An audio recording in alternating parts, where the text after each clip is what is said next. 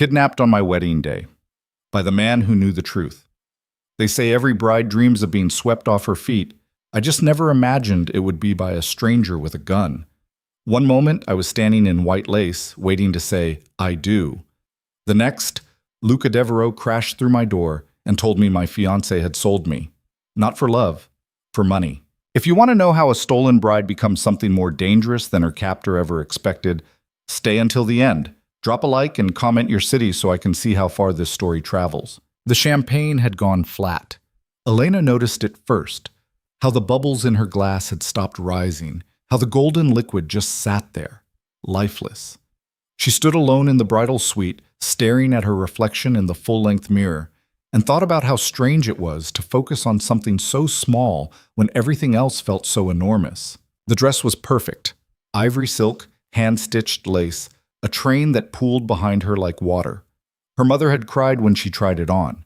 Her father had written the check without blinking, but her hands wouldn't stop shaking. You're being ridiculous, she whispered to herself. It's just nerves. Everyone got nervous before their wedding. That was normal. That was expected. What wasn't normal was the hollow feeling in her chest that had been growing for weeks. The sense that something was off, that the life she'd been building was constructed on sand. She picked up her phone. 3 missed calls from Marcus, her fiancé. She should call him back. He was probably pacing in his suite down the hall, straightening his tie for the 100th time, making sure everything was exactly right. Marcus liked things right. Controlled. Perfect. She set the phone down without returning the call. Outside, she could hear the murmur of guests arriving. 200 people, all dressed in their finest, all gathering to watch Elena Voss marry Marcus Hale. The merger, people called it, though they smiled when they said it, like it was a joke. Her father's real estate empire meeting Marcus's political connections. A power couple in the making. She took a sip of the flat champagne and grimaced. The door burst open. Elena spun around, expecting her maid of honor, maybe her mother with some last-minute adjustment to her veil. Instead, 3 men in dark suits filed in with the kind of precision that made her stomach drop. They weren't hotel staff. They moved like soldiers, and behind them, "Hello, Elena?" He was tall, maybe 6'2", with dark hair pushed back from a face that looked like it had forgotten how to smile years ago.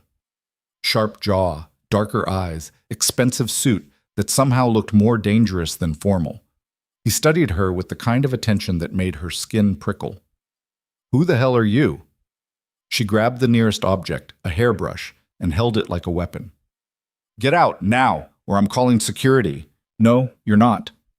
He stepped fully into the room and closed the door behind him. The lock clicked.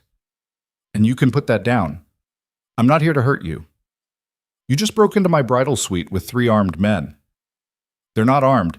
He glanced at his companions. "Show her." The men opened their jackets. No guns. No visible weapons at all, which somehow made it worse because it meant they didn't think they needed them. "My name is Luca Devereaux," the man said, moving closer. Elena backed up until she hit the mirror. "And I'm sorry to do this on your wedding day, but we're out of time." "Out of time for what? I don't even know you." "No, but your fiancé knows me very well." He reached into his jacket, slowly, deliberately, and pulled out a phone. He tapped the screen and held it out to her.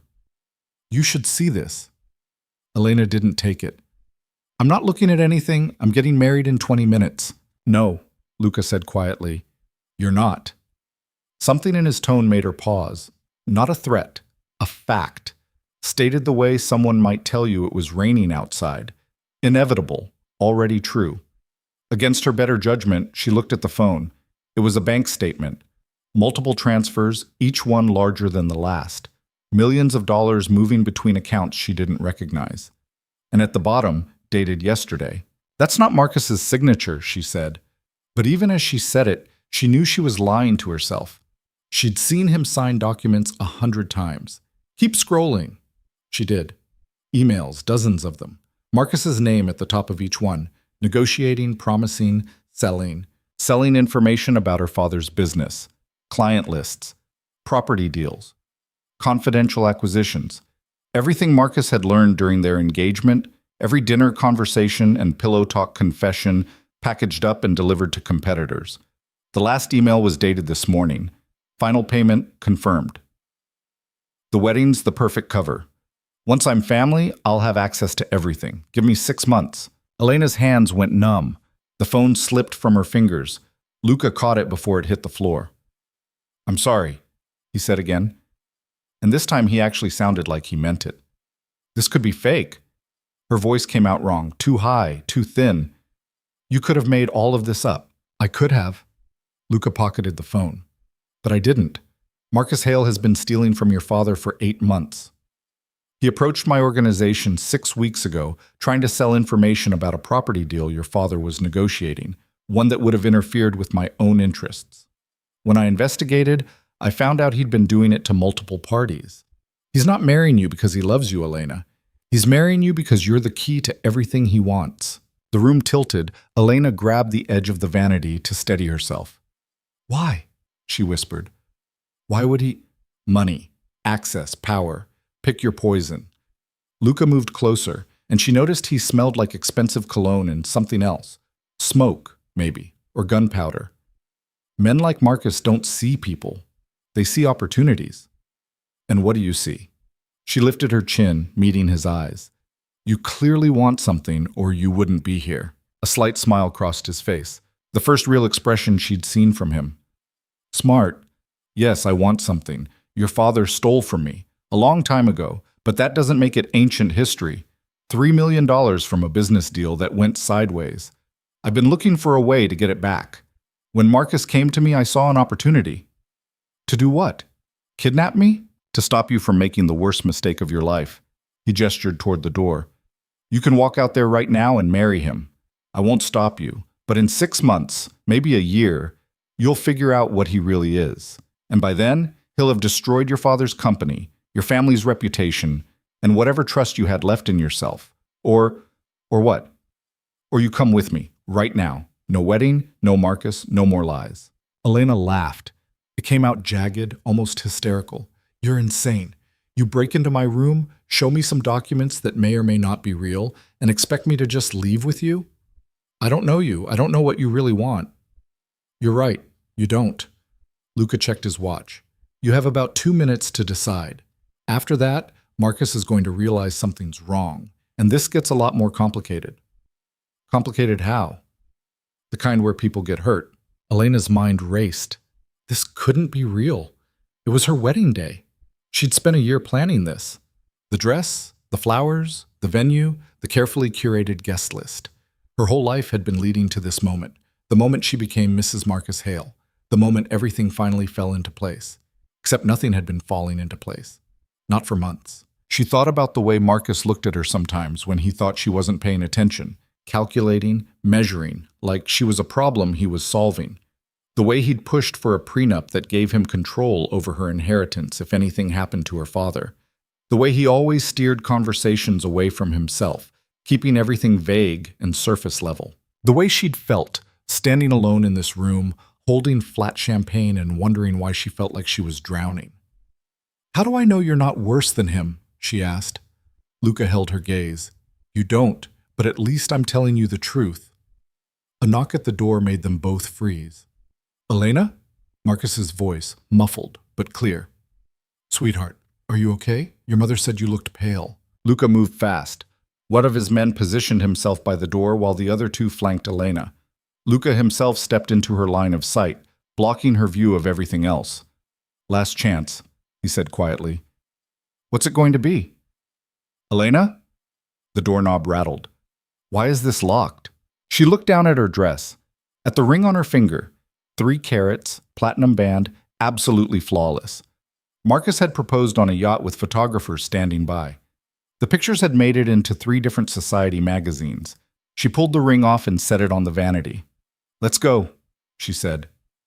Luca's expression didn't change, but something shifted in his eyes, surprise, maybe, or respect. He nodded once, sharp and businesslike. Take her out the service exit. Car's waiting. Elena! Marcus was shouting now, pounding on the door. Open this door right now!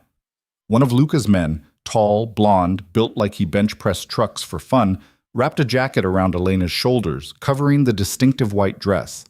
Another guided her toward a door she hadn't noticed before, hidden behind a decorative screen. Wait!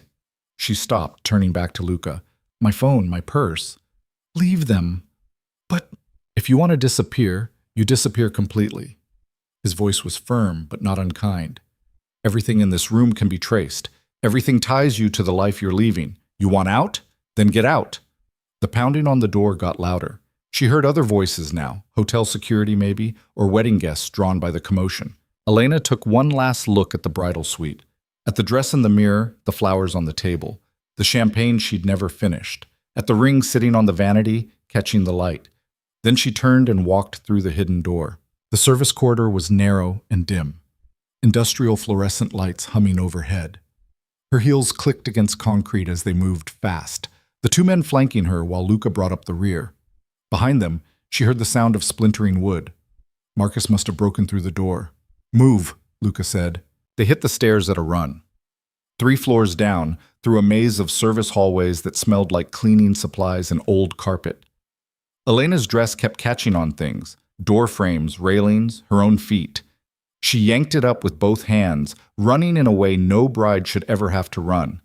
They burst out into underground parking. A black SUV sat idling near the exit, tinted windows, engine already running. The blond man pulled the door open and practically lifted Elena inside. Luca slid in beside her.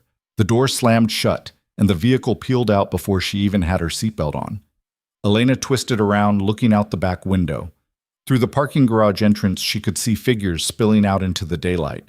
Marcus in his tuxedo, her father behind him, both of them scanning the street with expressions she couldn't quite read from this distance.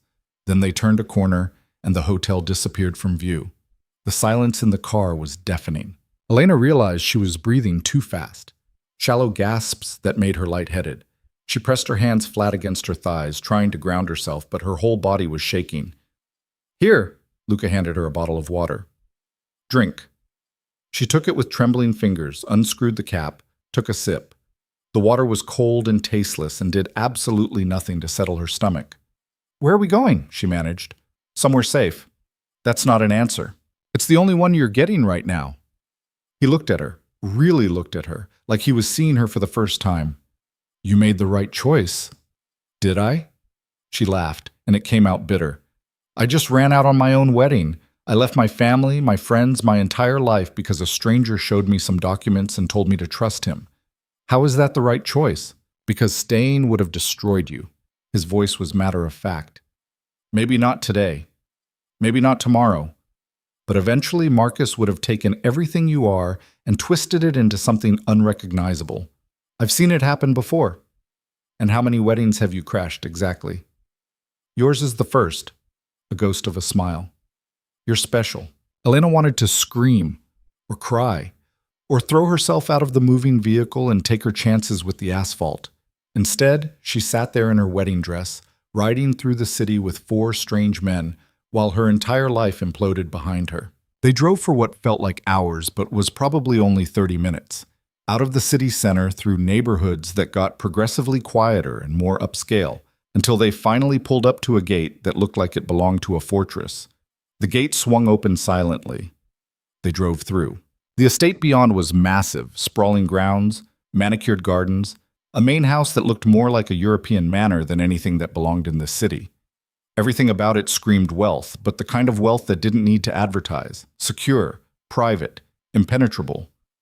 Welcome to your new home, Luca said. Elena stared at him. My what? You can't go back to your old life, not yet. Maybe not ever, depending on how this plays out. He opened his door, stepping out into the driveway. Until we figure out what Marcus knows and who else is involved, you stay here. Under my protection. Protection. She didn't move from her seat. Is that what we're calling this? What would you call it? Kidnapping? You came willingly. Under duress. You had a choice. Luca leaned against the open door, studying her with those dark, unreadable eyes. You could have stayed, married him, spent the rest of your life pretending everything was fine while he bled your family dry. Instead, you chose to walk away. That takes guts. Or stupidity. Maybe both. He offered his hand. Come on, let's get you out of that dress. The way he said it, completely casual, no innuendo whatsoever, somehow made it worse. Elena ignored his hand and climbed out on her own, wobbling slightly as her heels hit gravel. She was still wearing the ridiculous crystal-studded shoes her mother had insisted on. They'd cost more than most people's rent. She wanted to throw them into the nearest fountain. The front door opened and a woman appeared, middle-aged, gray hair pulled back in a neat bun, wearing what looked like a housekeeper's uniform. Her expression was warm but not pitying, which Elena appreciated more than she'd expected. "This is Maria," Luca said. "She'll show you to your room, get you something more comfortable to wear." "Am I a prisoner here?" Elena asked. "You're a guest. Guests can leave whenever they want. Right now, leaving would get you killed." He said it so calmly that it took a moment for the words to register. "Marcus doesn't know where you are. I'd like to keep it that way until I understand what his endgame is. If you walk out that gate, you become a target, not just for him, for everyone he's been dealing with. You saw those emails. You know what he's been doing. That makes you a liability." Elena felt cold despite the warm afternoon sun. "You're saying if I try to leave, someone will kill me. I'm saying if you try to leave unprepared and unprotected, you won't make it a mile." Luca's expression softened slightly. "I know this isn't what you wanted. I know you're scared and angry and probably want to punch me in the face, but right now, this is the safest place for you.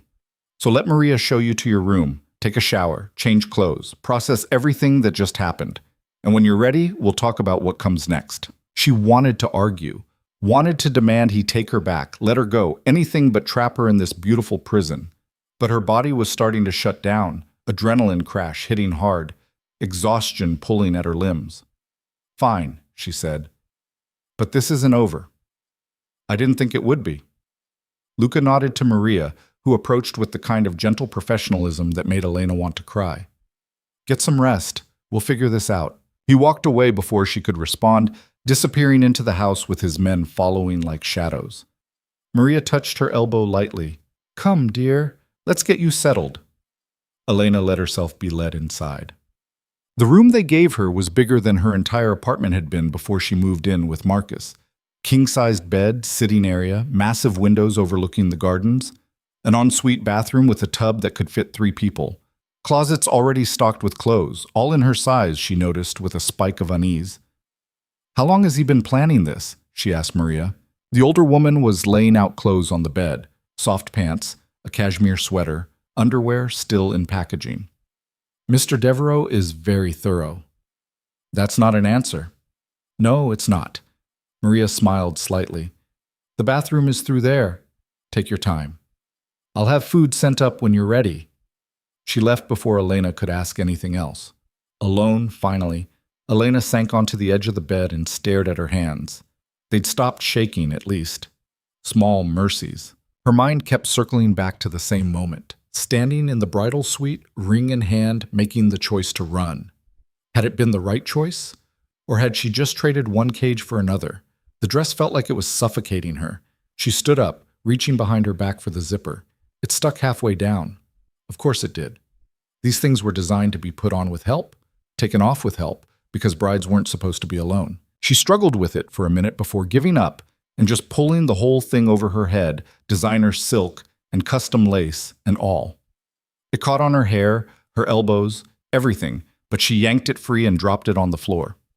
Standing there in just her undergarments, staring at the crumpled white dress, Elena finally let herself cry. The shower was scalding hot, the kind of heat that turned your skin pink and made everything feel raw. Elena stood under the spray until the water ran cold, washing away makeup and hairspray and the last remnants of the life she'd thought she was building. When she finally emerged, wrapped in a towel that was probably worth more than her car, she found Maria had removed the dress and left the clothes neatly arranged. She dressed slowly, her body moving on autopilot while her mind tried to catch up with everything that had happened. Kidnapped on her wedding day. It sounded like a movie plot. Something dramatic and unbelievable that would never happen to a real person. Except it had happened. To her. And now she was standing in a stranger's mansion, wearing clothes he'd bought for her, because the man she'd been about to marry had been planning to destroy her family. A knock at the door made her jump. "It's Maria. May I come in?" "Yes." The housekeeper entered carrying a tray. Soup, bread, fruit, tea. Simple food, nothing elaborate. She set it on the small table by the window. You should eat something, Maria said gently. I know you're upset, but you need to keep your strength up. Why do you work for him? Elena found herself asking. Luca, what is he exactly? Some kind of... She couldn't quite bring herself to say crime lord out loud. Maria's expression didn't change. Mr. Devereaux is a businessman. What kind of business? The kind that requires loyalty and discretion. She poured tea with steady hands. He's not a cruel man, if that's what you're worried about. Dangerous, yes, but not without honor. Honor? Elena laughed. He kidnapped me. He saved you. Maria met her eyes. There's a difference. Before Elena could respond, her phone, except she didn't have her phone anymore. But she heard ringing, muffled and distant. Maria pulled a cell phone from her pocket. Mr. Devereaux asks if you're up for a conversation. He's in his office. Elena wanted to say no, wanted to tell him to go to hell. But sitting in this room alone with her thoughts felt worse than facing him. Where's his office?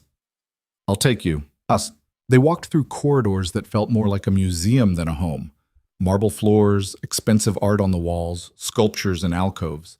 Everything was tasteful and understated and probably cost more than most people made in a lifetime. Maria stopped at a heavy wooden door and knocked twice. Come in. Luca's office was exactly what Elena had expected. Dark wood, leather furniture, floor-to-ceiling bookshelves. A massive desk dominated one side of the room, papers and laptops arranged in organized chaos. Floor-to-ceiling windows looked out over the grounds, the city skyline visible in the distance. Luca stood by those windows, hands in his pockets, still wearing the suit from earlier. He'd loosened his tie, rolled up his sleeves. It made him look marginally less intimidating. Marginally. How are you feeling? He asked, without turning around. How do you think? Elena closed the door behind her.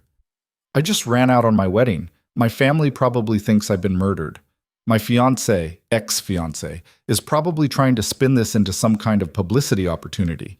And I'm trapped in a mansion with the man who orchestrated all of it. So, living the dream.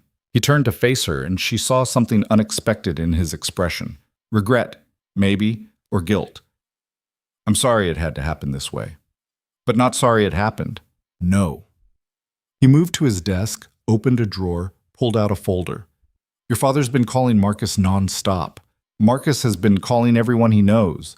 The story they're telling is that you had a breakdown, cold feet, bride hysteria, pick your misogynistic explanation. They're saying you ran off alone, that you're confused and need help. And what's the truth? That Marcus knows exactly where you are. Or at least he knows who took you. Luca opened the folder, spreading photographs across the desk. My men spotted his people doing surveillance about an hour ago, 2 blocks from here. They're watching the estate. Elena's stomach dropped. So they know I'm here. They know you're with me. They don't know why, and they don't know what you know. That's the leverage we have. What do you mean, leverage? Luca tapped one of the photos, a grainy shot of a man in a dark car, telephoto lens visible through the windshield. Marcus is scared. He put a lot of effort into getting close to your family, gaining your father's trust. If you talk, if you tell your father what Marcus was really doing, the whole thing falls apart. So right now he's trying to figure out his next move. Which is what? Depends on how desperate he is. Luca's voice was grim. Best case, he tries to discredit you. Make it look like I manipulated you, that anything you say can't be trusted. Worst case, he tries to kill me. Yes. The word hung in the air between them. Elena sank into one of the leather chairs. Her legs had stopped feeling solid. So what do we do? We? Luca raised an eyebrow. An hour ago you were calling this a kidnapping. An hour ago I hadn't seen photos of men watching this house. She met his eyes. You said my father stole money from you. $3 million. Is that true? Or was it just a cover story? It's true. So this isn't just about saving me from Marcus. You want something for my family. I want what's mine. His expression hardened. Your father and I did a deal 15 years ago. Real estate development, a commercial property in the business district. We were supposed to split the profits. Instead, he took his half, my half, and the property itself. By the time I realized what happened, he'd restructured everything so legally there was no recourse. Why not sue? Because the kind of business I do doesn't involve lawyers and courtrooms. Luca leaned against his desk. Your father knew that. He used it against me. Figured I couldn't touch him without exposing myself. But now you have me. Now I have you. He didn't sound triumphant, just tired. And I'll be honest, Elena, when I found out about Marcus, when I realized he was trying to take down your father's company, my first thought was that it was poetic justice. Let them destroy each other. But then I looked into Marcus, saw what he really was, saw what he'd do to you in the process. So you decided to play hero. I decided to complicate his plan. Luca crossed his arms. If Marcus succeeds, your father loses everything. That happens, I never get my money back. So it's in my best interest to keep your father's company intact, which means keeping you away from Marcus, which means I'm a pawn in whatever game you're playing. You're a player, he corrected. There's a difference. Pawns don't get to choose. You did. Elena wanted to argue, but he wasn't wrong. She'd made a choice back in that bridal suite. Maybe not a good choice, maybe not a smart choice, but a choice nonetheless. What happens now? She asked. Now we wait. Marcus will make a move eventually. When he does, we'll be ready. And if he doesn't, then I'll make one. Luca's smile was sharp. I've been patient for 15 years. I can wait a little longer. He dismissed her then. Or maybe she dismissed herself. Either way, Elena found herself back in the hallway with Maria, being led back to her room like a child sent to bed early. Get some rest, Maria said. Tomorrow will be better. But as Elena lay in the too-big bed in the too-perfect room, staring at the ceiling while her mind raced, she couldn't imagine how anything could be better. She'd walked away from one trap straight into another. And somewhere out there, Marcus was watching, waiting for his chance to fix what she'd broken. She closed her eyes and tried to sleep. It didn't come. Sleep came in fragments. Elena would drift off for 20 minutes, maybe 30, then jolt awake with her heart hammering, momentarily forgetting where she was. Then she'd remember the wedding that never happened, the documents, Luca's dark eyes watching her make an impossible choice, and the panic would settle back into her chest like a stone. By the time gray light started filtering through the windows, she'd given up entirely. She lay there watching the shadows change shape across the ceiling, trying to figure out what the hell she was supposed to do next. The knock came at 7. Yes? Her voice came out rough. Maria opened the door carrying another tray, coffee this time, and something that smelled like fresh bread. Mr. Devereaux would like you to join him for breakfast, if you're feeling up to it. And if I'm not, then I bring breakfast here. Maria set the tray on the bedside table. But he thinks you might prefer getting out of this room. She wasn't wrong. The walls had started feeling smaller somewhere around 3 in the morning. Elena sat up, running her hands through tangled hair. Give me 10 minutes. Maria nodded and left. Elena forced herself out of bed, splashed cold water on her face, pulled on the clothes from yesterday since they were the only ones that didn't feel like they belonged to someone else. When she looked in the mirror, she barely recognized herself. No makeup, hair a mess, eyes shadowed from lack of sleep. She looked like someone who'd survived something. Maybe that was accurate. She found Luca in what Maria called the breakfast room, though it was bigger than most people's living rooms. Floor-to-ceiling windows overlooked the gardens, morning sun turning everything gold. He sat at one end of a long table, laptop open, phone to his ear, speaking rapid Italian to someone who sounded irritated. He saw her and held up one finger. Wait. She hovered in the doorway, feeling awkward and out of place, until he finally ended the call. Sit, please. He gestured to the chair across from him. Coffee? I can pour my own coffee. I know you can, but he poured it anyway, sliding the cup across the polished wood. Sleep well? No. Honest, I appreciate that. He closed his laptop, giving her his full attention. How are you really doing? Elena wrapped both hands around the coffee cup, letting the heat ground her. I don't know. I keep waiting to wake up and realize this was all some kind of stress dream, that I'm still in the hotel and Marcus is still waiting for me, and none of this actually happened. Would that be better? I don't know. She took a sip. The coffee was perfect, strong, not too bitter, exactly how she liked it, which meant he'd been paying attention. At least then I'd know what I was dealing with. You know what you're dealing with now. You just don't want to accept it. Can you blame me? No? Luca leaned back in his chair. For what it's worth, running was brave. Stupid maybe, but brave.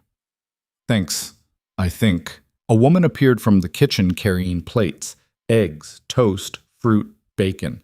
She set everything down efficiently and disappeared again without a word.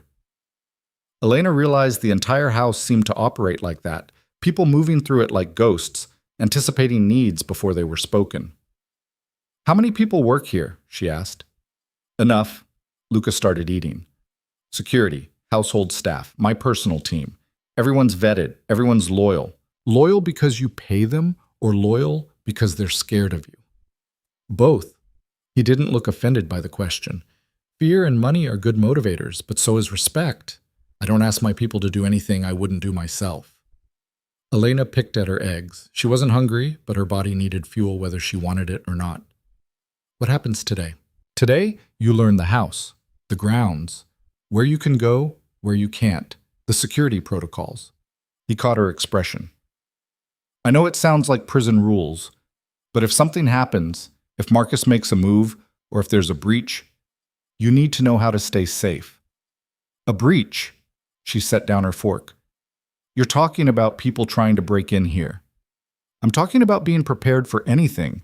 That's not reassuring. It's not supposed to be. It's supposed to be realistic. Luca's expression was steady, unflinching. You're in danger, Elena. Real danger. I can keep you safe, but only if you work with me. That means following rules, trusting my judgment, not doing anything stupid. Like running away? Exactly like running away. She wanted to argue, but the part of her brain still functioning on logic knew he was right. She'd seen the photos of Marcus's people watching the estate. She'd read the emails showing what her ex-fiancé was capable of. Running blind would just get her killed. Fine, she said. Show me. They spent the next 2 hours walking the grounds. Luca pointed out security cameras hidden in trees and eaves, motion sensors disguised as garden lights, the high wall that surrounded the entire property topped with something he called passive deterrence, which Elena suspected meant broken glass or worse. There were checkpoints at every entrance, guards she didn't see but Luca assured her were there, protocols for everything from fire to armed assault. You're expecting a war, she said as they walked past what looked like a normal gardening shed, but apparently housed enough emergency supplies to last a month. I'm expecting to win one if it comes to that. He stopped at the edge of the garden where the manicured lawn gave way to dense trees. Beyond this point, you don't go alone. Ever. The perimeter sensors will catch you, and my security team will assume you're trying to run. It won't end well. So I'm a prisoner. You're protected. His tone sharpened. There's a difference. Prisoners don't get run of the house. Prisoners don't get access to communication. Prisoners don't get treated like guests. Guests can leave. We already covered this. Luca turned to face her fully. You want to leave? Fine. I'll drive you back to the city myself. Drop you off wherever you want. But understand what that means. Marcus will find you within hours. Your father, if he's smart, will put you somewhere Marcus can't reach, which means you'll be isolated, cut off, probably under surveillance for your own protection. And the whole time, Marcus will be working the angles, trying to discredit you, maybe worse. Is that what you want? Elena's jaw tightened. What I want is my life back. Your life was a lie. He said it without cruelty, just flat fact. Everything you thought you had was built on Marcus's deception. I didn't create that situation. I just exposed it and trapped me in the fallout. I gave you an exit. Luca started walking back toward the house. What you do with it is up to you. She followed because there was nothing else to do. The sun was higher now, the day warming into something that might have been pleasant if she wasn't stuck in the middle of a nightmare that just kept getting worse. They were halfway back to the house when one of Luca's men appeared. The blonde one from yesterday, the one built like a tank. He said something in Italian too quick for Elena to follow. Luca's expression went dark. What? Elena asked. What's wrong? Your father called a press conference. Luca pulled out his phone, tapping rapidly. It's streaming now. He pulled up a video. Elena leaned in to watch. Her father stood behind a podium, cameras flashing, his face arranged in the careful expression she recognized from 1,000 business meetings. Concerned but controlled, worried but strong. Marcus stood beside him. That was what made her stomach drop. Marcus, looking appropriately devastated, his hand on her father's shoulder in a gesture of support. Asking everyone to respect our privacy during this difficult time, her father was saying. Elena has been under tremendous stress. The wedding, the planning, the pressure, it became too much. She's taking time away to rest and recover. Mr. Voss, there are rumors she was taken against her will, a reporter called out. Can you confirm? I can confirm my daughter is safe, her father cut in smoothly. She left of her own accord. We're in contact with her, and we ask that everyone give her space to work through this. What about the man she allegedly left with? Another reporter. Luca Devereaux. What's his connection to your family? Her father's expression never changed. Mr. Devereaux is a business associate. He's helping ensure Elena's safety while she takes this time for herself. There's no story here beyond a young woman having second thoughts about a major life decision. Liar. The word came out of Elena before she could stop it. He's lying. I never contacted him. How can he say? Because Marcus fed him the story. Luca shut off the video. And your father, whether he believes it or not, is playing along. Because right now, controlling the narrative is more important than the truth. I need to call him. Elena reached for the phone. I need to tell him what Marcus really is. Luca pulled it away. Not yet. What do you mean, not yet? He's up there lying to everyone. He's protecting his company, his reputation, himself. Luca's voice was hard. If you call him now, panicked and angry, he'll assume you've been compromised, that I've gotten to you. Marcus will use that. He'll say I'm manipulating you, that anything you claim can't be trusted. So I just let them lie? You let them think they're in control. He pocketed his phone. When the time is right, when we have enough evidence that Marcus can't spin his way out of it, then you talk to your father, but not before. Right now, silence is your best weapon. Elena wanted to scream, wanted to throw something, wanted to march out the front gate and straight to her father's office and force him to listen. But Luca's hand on her arm stopped her. I know this is hard, he said quietly. I know you want to fix it right now, but trust me, we do this the right way, or we don't do it at all. She jerked her arm away. Stop telling me to trust you. I don't know you. I don't know what your real plan is. For all I know, you're using me just as much as Marcus was. Maybe I am. He didn't deny it. But at least I'm keeping you alive while I do it. Before she could respond, another voice cut through the tension. Boss, we've got a problem. Elena turned to see a man approaching from the house. Dark hair, expensive suit, earpiece visible. He glanced at Elena, then back to Luca.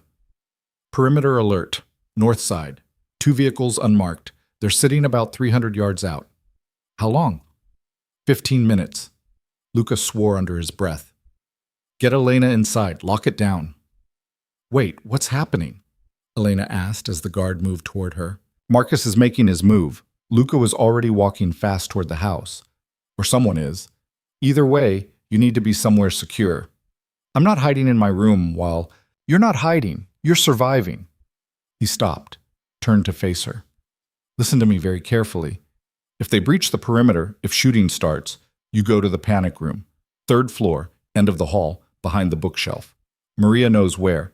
You get in, you lock it, and you don't come out until I personally come to get you. Understand?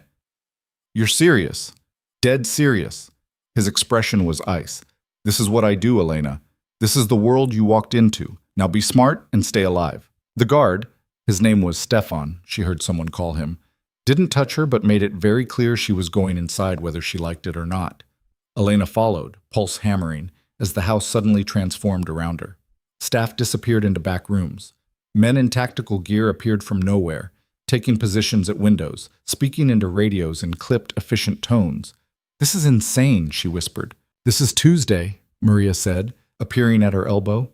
Come, I'll show you the safe room. They climbed stairs, Maria moving fast for her age. The 3rd floor was quieter, fewer windows, heavier doors. Maria led her to what looked like a study, leather chairs, wooden desk, shelves packed with books.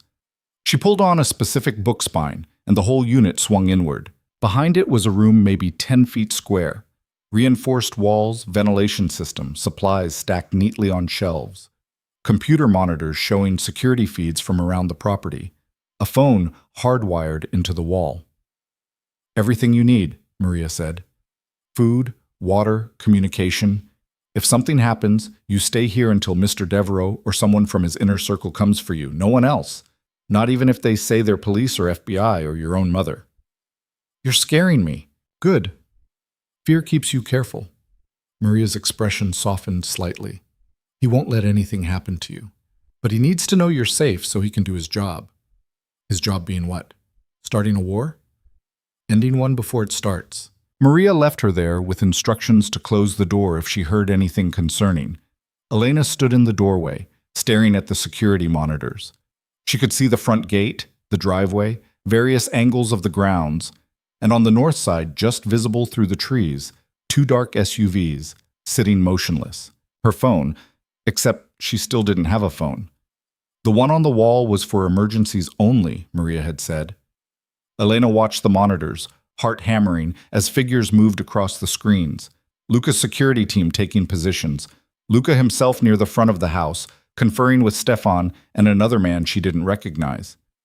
Minutes crawled past. The SUVs didn't move. No one got out. They just sat there, watching. "What are you waiting for?" Elena whispered to the screen.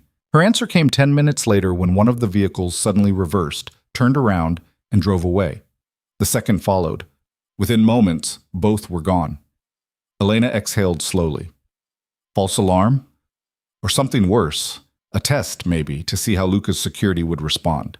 Either way, it was over. For now. She stayed in the safe room for another 20 minutes before Luca appeared at the doorway.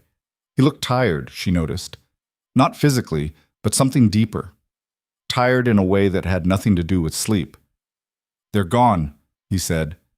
"You can come out." Elena stepped into the study. What was that? Reconnaissance. They wanted to see how quickly we'd respond, where our weak points might be.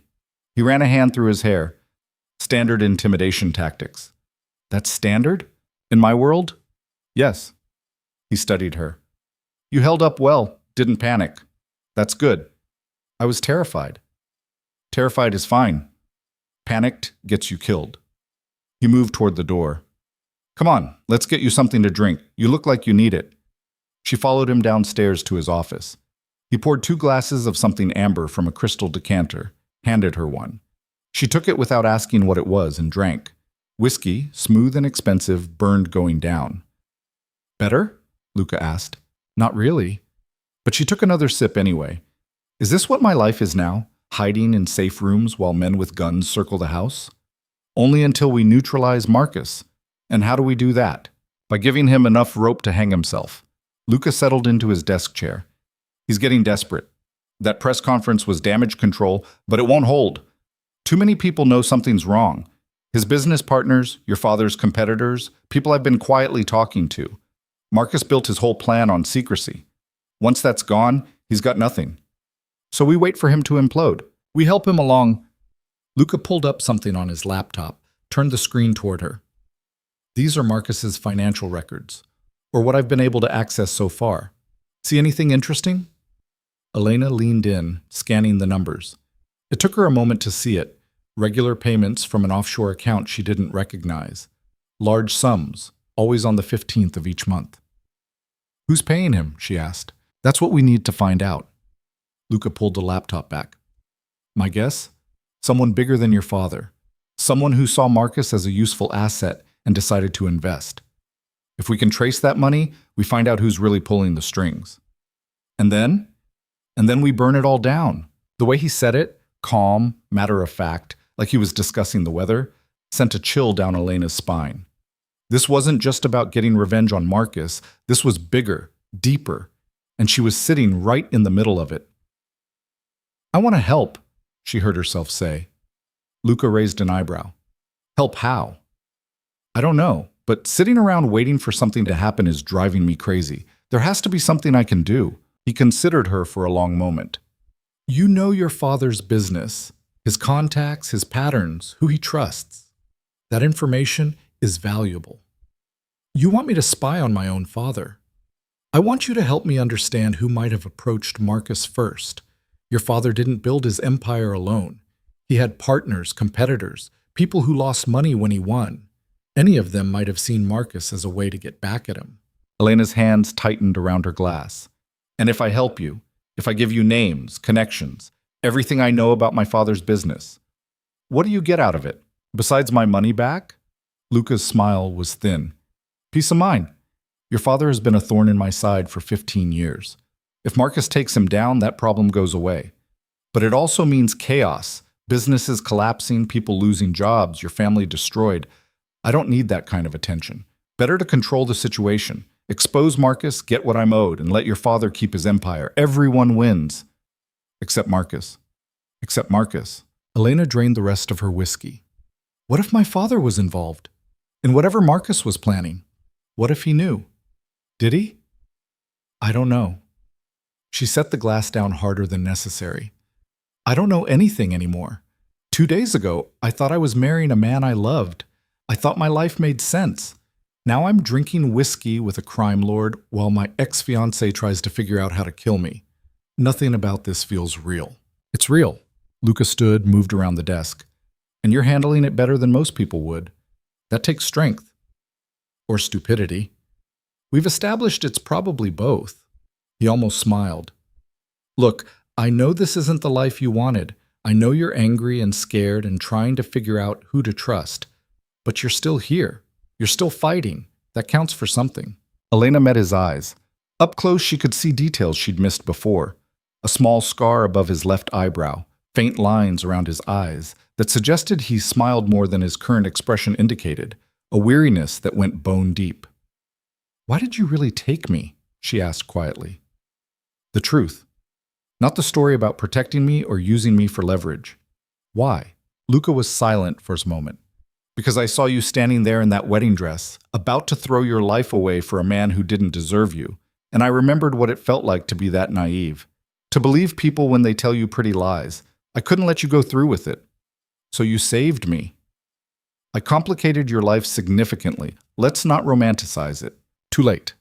Elena heard the words come out and immediately wanted to take them back, because somewhere in the last 2 days something had shifted. She'd stopped seeing Luca as just her captor and started seeing him as, what? Protector? Ally? Something more dangerous than either. His expression changed, something flickering across his face too quick to identify. You should get some rest. It's been a long day. It's barely noon. Then rest anyway. Tonight might be longer. What happens tonight? I'm meeting with some people who might have information about Marcus's offshore accounts. If I'm right, we'll know who's funding him by morning. Luca moved back toward his desk, putting distance between them. Stay in the house. Don't answer the door for anyone you don't know. Maria will bring you dinner. Am I invited to this meeting? No. Why not? I could help. I know Marcus. I might recognize names or... Because these aren't the kind of people you introduce to your house guests. His voice went hard. I deal with dangerous men, Elena. Men who wouldn't hesitate to use you against me if they knew you were here. So no, you're not coming to the meeting. You're staying here where it's safe. I'm not a child. Then stop acting like one. He turned away, effectively dismissing her. Close the door on your way out. Elena wanted to argue, wanted to push back, demand to be included, prove she could handle whatever world he operated in. But something in his tone stopped her.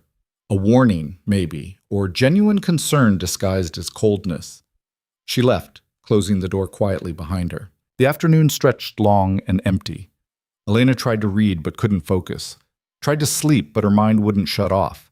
She kept thinking about the press conference, about Marcus standing next to her father like they were allies, about the lies being broadcast while she sat trapped in this beautiful cage. Around 5, Maria brought dinner. Pasta, salad, bread that smelled incredible. Elena picked at it, appetite gone.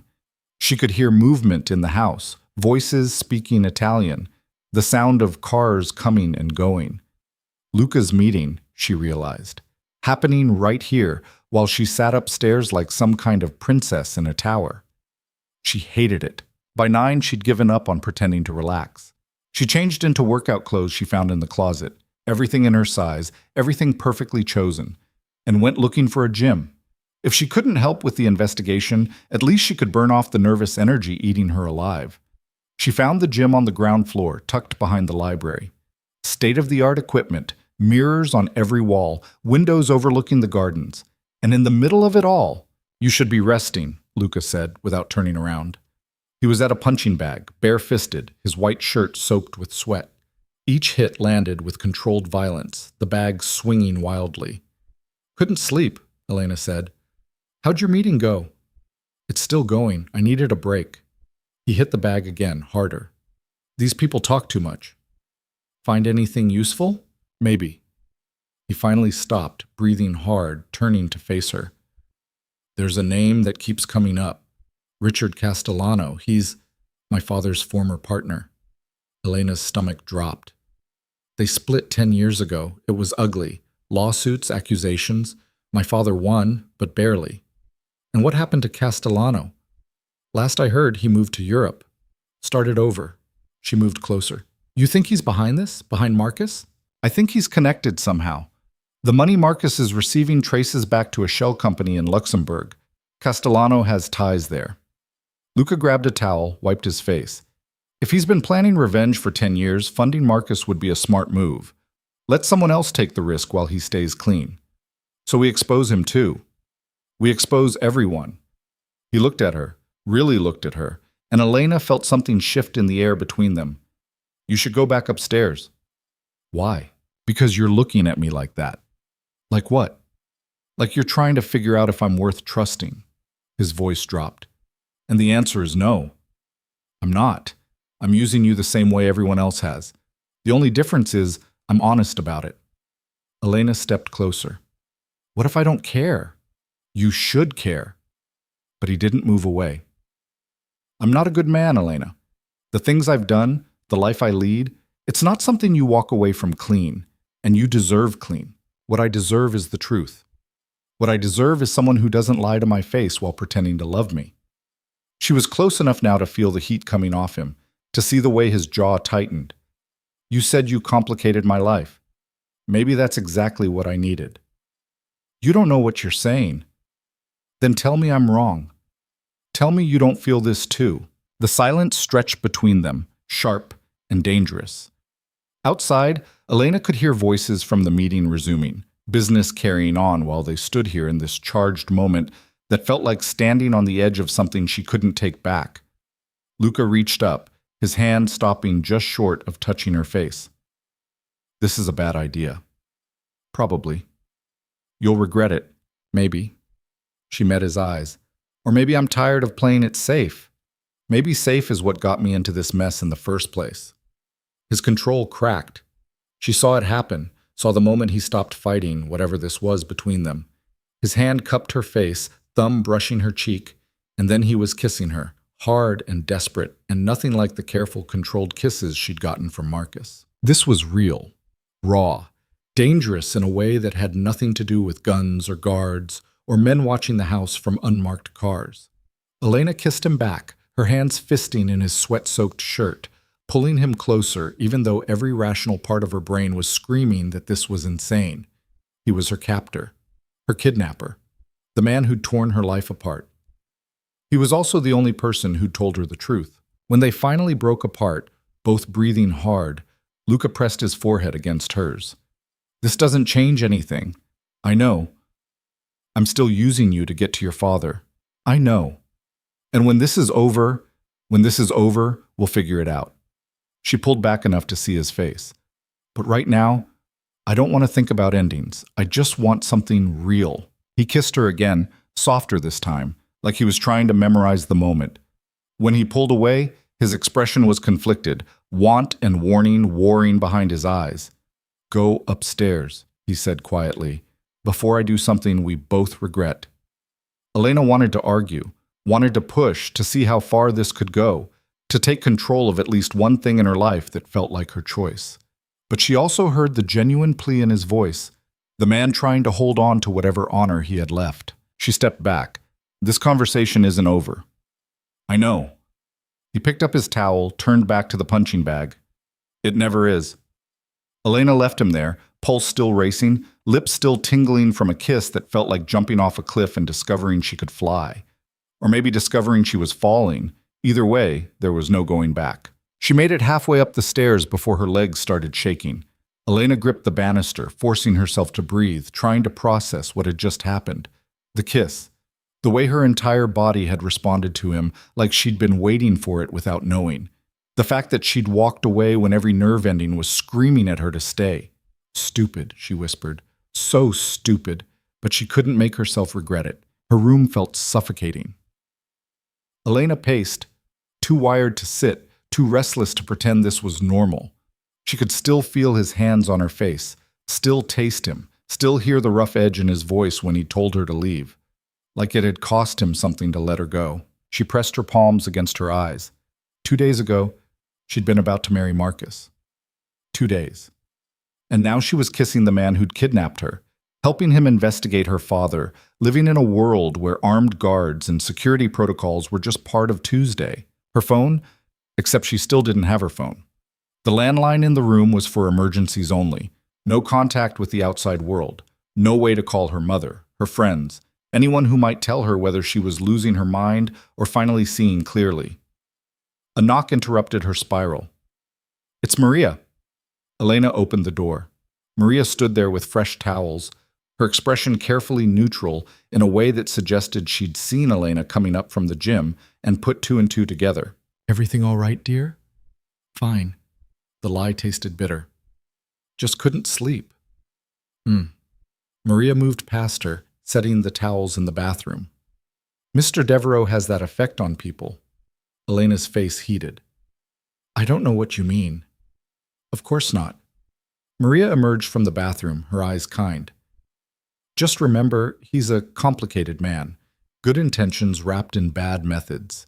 It's easy to mistake one for the other when you're in the middle of it." We're not. I've been with him for 12 years.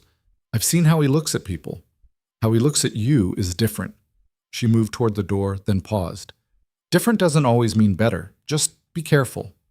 She left before Elena could respond. Sleep was impossible. Elena lay in bed, staring at the ceiling, replaying everything. The kiss, Maria's warning, Luca's voice saying "I'm not a good man" like it was a confession and a promise wrapped together. Around 2 in the morning, she gave up and went to the window. The grounds were quiet, security lights casting long shadows. Somewhere out there, Marcus was planning his next move. And somewhere in this house, Luca was probably still awake, still working, still carrying whatever weight he'd been carrying for 15 years. She wondered if he ever got tired, if he ever wanted to just walk away from all of it. Morning came gray and cold, rain pattering against the windows. Elena dragged herself out of bed, showered, dressed in jeans and a sweater that felt too soft, too expensive. When she made it downstairs, she found Luca already in the breakfast room, looking like he hadn't slept either. Dark circles under his eyes, jaw tight, coffee cup gripped like a lifeline. "Morning," she said carefully. He looked up. "Morning." The silence stretched awkward and loaded. Elena poured coffee, sat down across from him, tried to figure out what you were supposed to say to someone after kissing them in a gym at midnight. "About last night," she started. "Was a mistake," Luca finished. "I shouldn't have." "Don't." Elena set down her cup. "Don't apologize. Don't act like it didn't mean anything. I'm tired of people lying to me about what they want. What I want isn't relevant. Then what is? Keeping you alive, figuring out who's pulling Marcus's strings. Getting what I'm owed." He pushed a folder across the table. "Castellano confirmed. He's been funding Marcus for 8 months. Same timeline as when Marcus started stealing from your father." Elena opened the folder.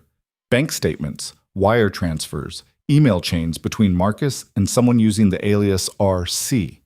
The pieces coming together into a picture she didn't want to see. So Marcus was a hired gun from the start. Looks that way. Castellano wanted revenge but didn't want to get his hands dirty. Marcus needed money and access. Match made in hell. Luca drained his coffee. The question is what they were planning to do once they had everything. Bankrupting your father is one thing, but some of these emails suggest they wanted more. Elena scanned the pages. One email caught her eye, dated 3 weeks before the wedding. Marcus to RC. "Once we're married, I'll have legal access to the family trust. The old man's been hiding something there for years. Once I find it, we split it 60-40. "Family trust," she whispered. "What family trust?" Luca leaned forward. "You didn't know about it?" "No, my father never—" She stopped, mind racing. "Wait, My mother mentioned something once, years ago. She was drunk, angry about something my father had done. She said he had money hidden away that not even she could touch. I thought she was just venting. Venting or telling the truth. Luca pulled the folder back. If there's a trust, it's buried deep, nothing in the public records.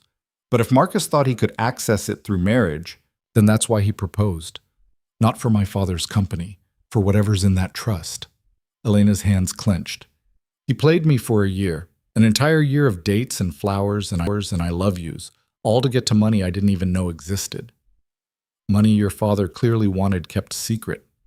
Luca's expression was grim, which raises the question, where did it come from? Elena thought about her father. Brilliant, ruthless, always 3 moves ahead in business. A man who'd built an empire from almost nothing, who'd crushed competitors and made deals that other people said were impossible. She'd always admired his strength, never questioned where that strength came from. You think he stole it? I think he's been hiding it for a reason. Luca stood.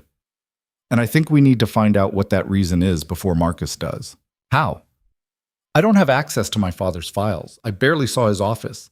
He kept business separate from family.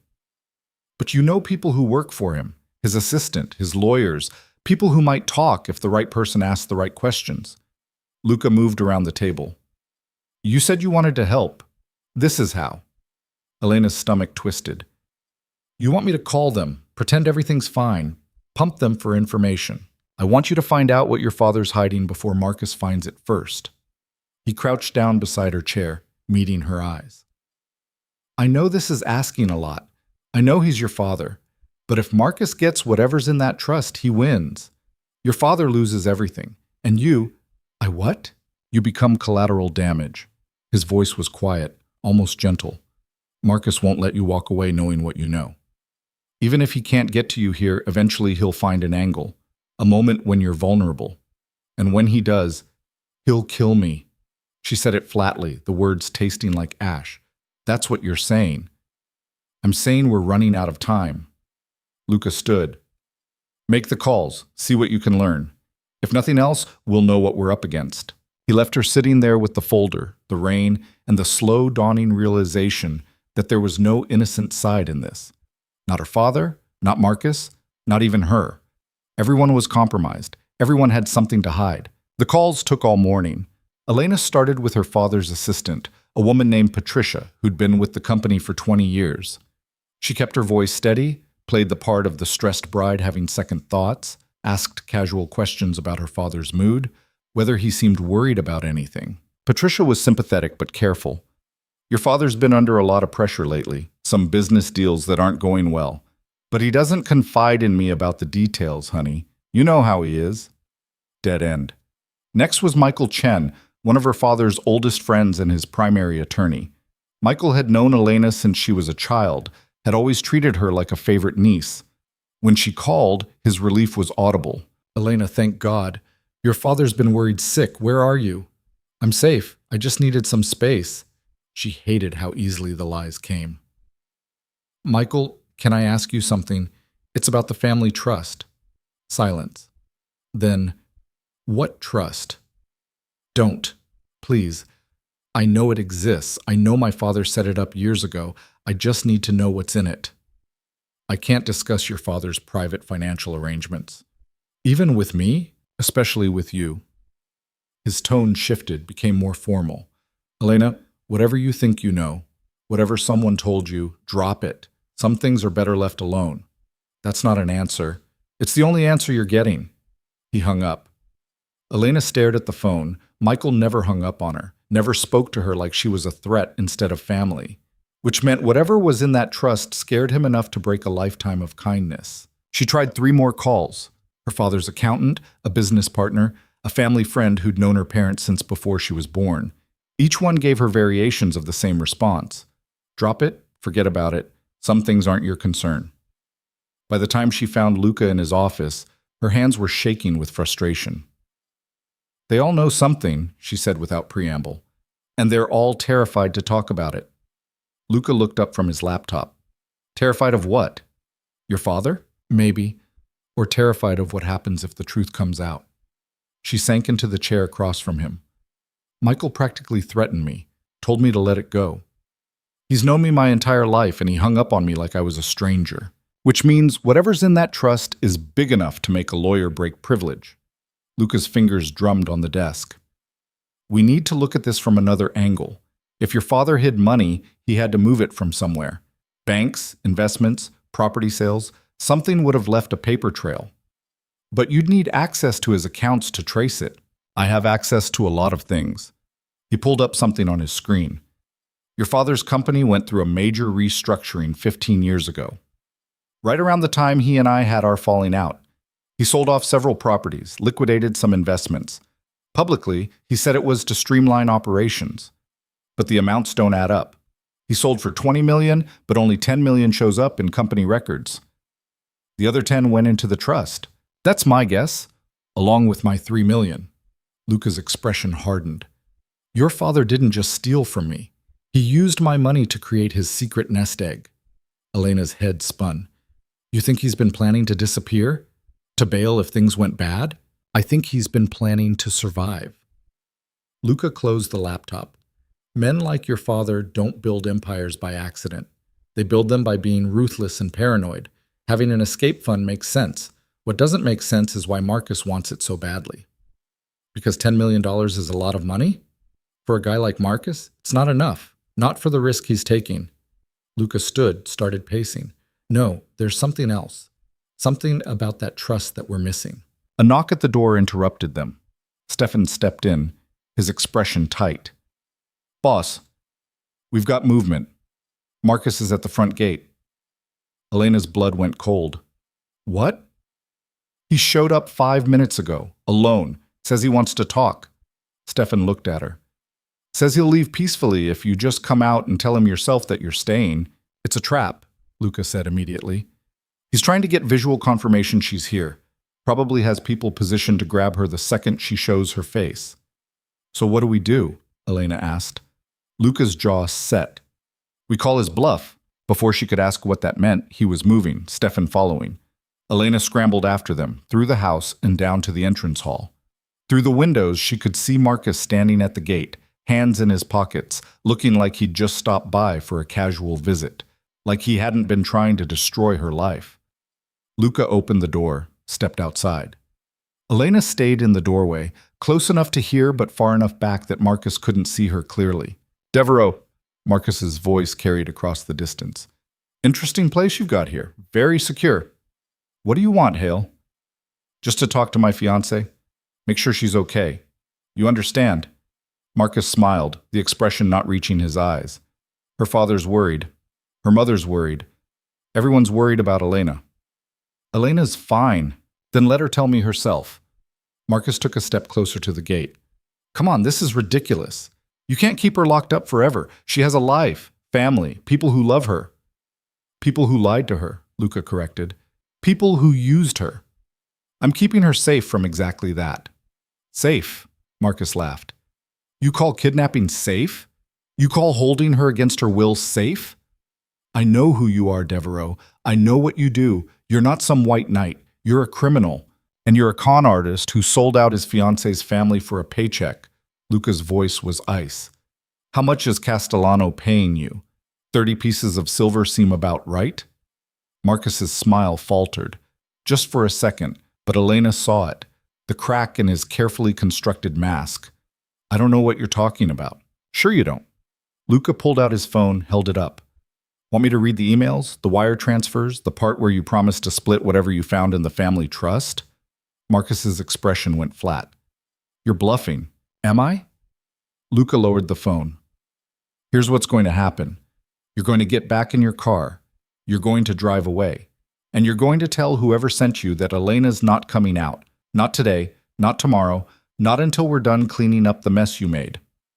She'll leave eventually. And when she does, I'll be right there with her. Luca took a step forward, his presence radiating threat even from a distance. You want to try something? Try it. But understand that the second you make a move, everything I have on you goes to the FBI, the SEC, and every news outlet in the city. Your reputation, your freedom, your life. All of it ends. You can't protect her forever. Watch me. They stared at each other across the gate, two men who understood violence in a way Elena never wanted to. Finally, Marcus stepped back. This isn't over. It never is. Luca waited until Marcus got in his car and drove away before turning back to the house. He found Elena standing in the doorway, her face pale. He's not going to stop, she said quietly. No, he's not. Luca moved past her into the house. But neither am I.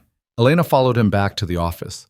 Her mind was racing, trying to process what had just happened. Marcus had come here, to the house. Bold as anything, like he had every right. He's escalating, she said, which means he's desperate. Luca pulled up the emails again, staring at the screen. The wedding was supposed to be his endgame. Once you were married, he'd have legal access to everything. Now that's gone, and he's improvising. Improvisation leads to mistakes. Or violence. Or that. He didn't try to sugarcoat it. Elena, I need to ask you something, and I need you to really think about the answer. Okay. If you could go back to before the wedding, before any of this, would you change it? Would you marry him if it meant your life stayed simple? She thought about it, really thought about it. About the version of herself who'd stood in that bridal suite with flat champagne and shaking hands, knowing something was wrong but unable to name it. About the life she'd thought she wanted, safe, predictable, approved by everyone who mattered. No, she said finally, because that life was a lie, and I'd rather live in a complicated truth than a comfortable fiction. Something shifted in Luca's expression. Even if the truth is dangerous, especially then. She moved closer. You asked me last night what I wanted. This is what I want. I want to know who my father really is, what Marcus was really after, why everyone's so terrified of that trust. I want the truth, even if it destroys everything. Careful what you wish for. I'm done being careful. Elena reached across the desk, took his hand. Careful is what got me engaged to a con artist. Careful is what kept me blind for a year.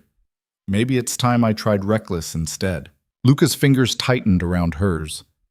Reckless gets you killed. Or free. Guess we'll find out which. He pulled her around the desk, into his arms, kissing her like he'd been holding back, and finally couldn't anymore.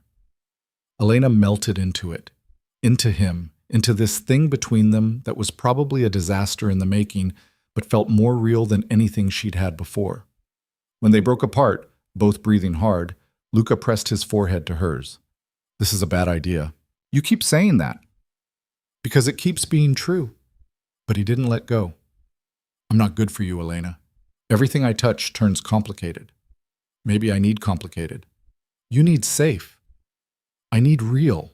She pulled back enough to see his face. And this, whatever this is, feels real. So stop trying to protect me from it. He studied her for a long moment, something vulnerable flickering behind his eyes. Then he kissed her again, slower this time, like he was memorizing the moment. When he pulled away, his voice was rough. Stay with me tonight. It wasn't a question, not quite, but close enough that Elena knew she could say no and he'd respect it, could walk away and keep whatever boundaries they'd been pretending to maintain. Okay, she said instead. His room was on the opposite end of the house from hers, twice the size and somehow more lived in. Books stacked on surfaces, a jacket thrown over a chair, the faint smell of his cologne mixed with coffee, and something Elena couldn't identify. Human, she realized. The room felt human in a way the rest of the house didn't. Second thoughts? Luca asked, closing the door behind them. More like 100 thoughts. But Elena didn't move toward the door. This is insane, right? 2 days ago you kidnapped me. Now I'm in your bedroom. That's not normal. Nothing about this situation is normal.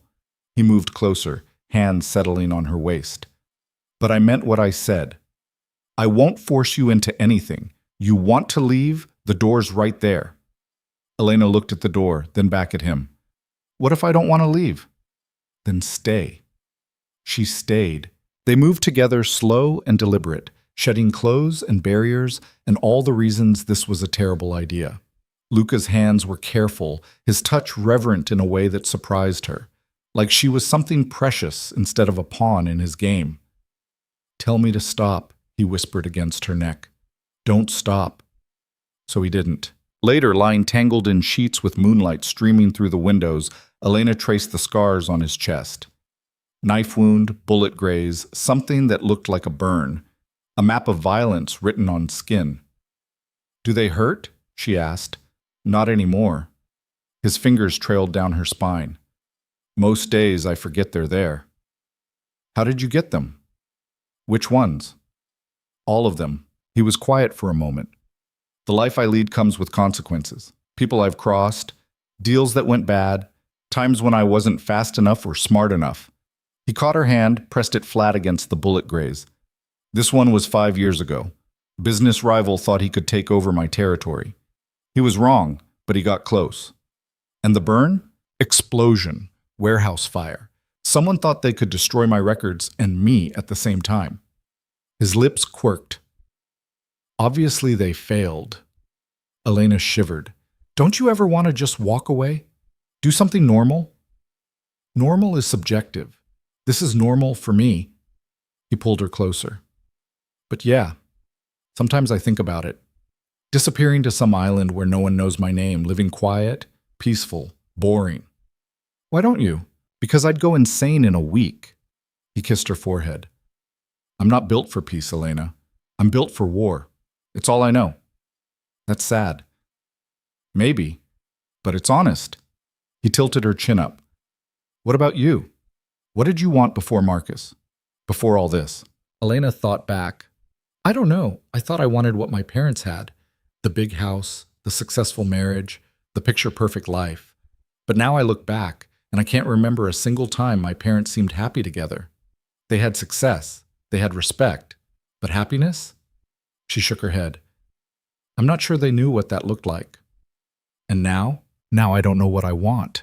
Except not to be lied to, not to be used, not to play some role everyone else wrote for me." She met his eyes. "And maybe that's enough for now." "It's more than enough."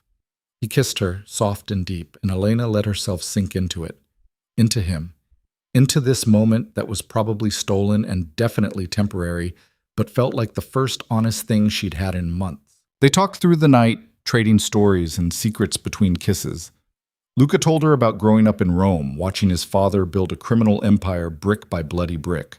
About the day his father was murdered by a rival family, and how 15-year-old Luca had sworn revenge and spent the next decade earning it. About coming to the city to expand territory and meeting her father in a business deal that went sideways and taught him that legal businessmen could be more ruthless than any crime lord. Elena told him about growing up in a house that looked perfect from the outside but felt empty inside. About her mother's quiet drinking problem, her father's long absences, the way she'd learned to perform happiness for cameras and guests. About meeting Marcus and thinking he was different, thinking he actually saw her, only to discover she'd been wrong about everything. "I should have known," she said as dawn started lightening the windows. There were signs, little things, the way he always steered conversations away from himself, how he got angry when I asked questions, the time I caught him going through my father's study, and he said he was looking for a pen. "You weren't stupid for trusting him." Luca's voice was firm. "He's a professional con artist. That's what they do. Make you believe whatever serves them." "And what about you?" She looked at him. "What are you making me believe? That I'm dangerous, that this is temporary, that you should walk away the second you get the chance?" He traced her jaw with his thumb. "Everything I've told you about myself is true. I'm not trying to sell you a fantasy. What if I'm not buying anyway?" "Then you're smarter than I gave you credit for." He smiled, but it didn't reach his eyes. "Get some sleep. We've got work to do when the sun comes up." But Elena didn't sleep. She lay there watching light creep across the ceiling, feeling Luca's steady breathing beside her, and wondered what she'd just done. Not the sex, that felt inevitable from the moment he'd kissed her in the gym, but the trust, the vulnerability, the way she'd let him see parts of herself she usually kept locked away. It felt dangerous. It felt reckless. It felt right. When she finally dozed off, she dreamed about the wedding that never happened. But in the dream, she walked down the aisle toward Luca instead of Marcus. And when she got to the altar, he told her to run. So she did. She woke to an empty bed and the sound of raised voices downstairs. Elena sat up, disoriented, reaching for Luca before remembering where she was. His room, his bed. The sheets still warm where he'd been sleeping beside her. The voices got louder, Luca and someone else, arguing in Italian too rapid for her to follow. She grabbed his shirt from the floor, pulled it on, and crept to the door. "Don't care what Castellano wants," Luca was saying, his voice cutting. "Tell him the deal's off. He's threatening to go public." Stefan's voice tense. "Says he'll expose everything if you don't hand her over." Elena's stomach dropped. She pushed the door open, started down the stairs. Both men looked up as she appeared. "Hand me over?" she asked. What the hell is he talking about?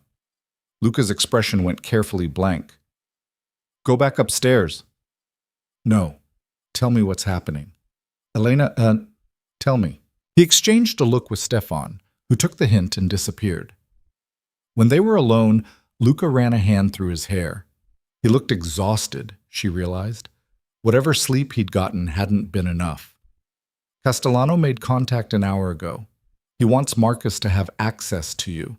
Says if I don't cooperate, he'll leak information about my operations to the FBI. Luca's jaw tightened. "He's trying to force my hand, so give me up." Elena said it flatly, watching his reaction. "That's what you're considering, isn't it? Whether I'm worth the risk. Don't be stupid. Then what are you considering? How to kill him without starting a war?" He said it so matter-of-factly that it took a moment to register. Castellano's connected. Old money, old alliances. If he disappears, people will ask questions. Questions I don't need right now. Elena moved closer. "You can't actually be planning to murder someone. Why not? He's planning to destroy me. Fair's fair." Luca looked at her, something dark flickering in his eyes. "This is what I meant when I said I'm not a good man. This is the life you walked into. People threatening each other, making plays. Sometimes people die. That's reality. That's insane. That's survival." He turned away. "Get dressed.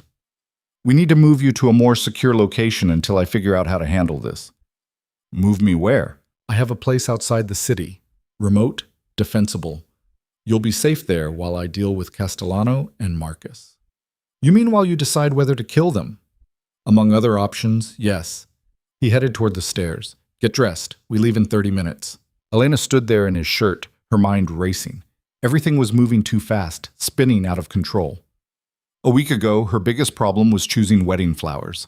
Now she was caught between crime lords discussing murder like it was a business meeting. She went back upstairs, found her clothes from yesterday, dressed mechanically. Her hands shook as she tied her shoes. This was real. This was actually happening, and she'd chosen it. Walked into it with her eyes open because the alternative was marrying a liar. Maybe she'd just traded one nightmare for another. When she came back downstairs, she found Maria waiting with a packed bag. "Just essentials," the housekeeper said gently. "Mr. Devereaux said you'd only be gone a few days." "Do you know about this? About what he's planning?" Maria's expression was carefully neutral. "I know he'll do whatever it takes to keep you safe, even if that means doing things you won't like. Things like murder. Things like protecting what's his." Maria handed her the bag. "He cares about you, more than is wise, probably, but caring doesn't change what needs to be done." Before Elena could respond, Luca appeared. He'd changed into tactical gear. Black pants, boots, a jacket that probably concealed weapons. He looked like what he was, a man preparing for war. "Car's ready, let's go." They drove for 2 hours, leaving the city behind for rolling countryside and eventually dense forest. The road got narrower, less maintained until they finally turned onto a private drive that led to a cabin that was less cabin and more fortress.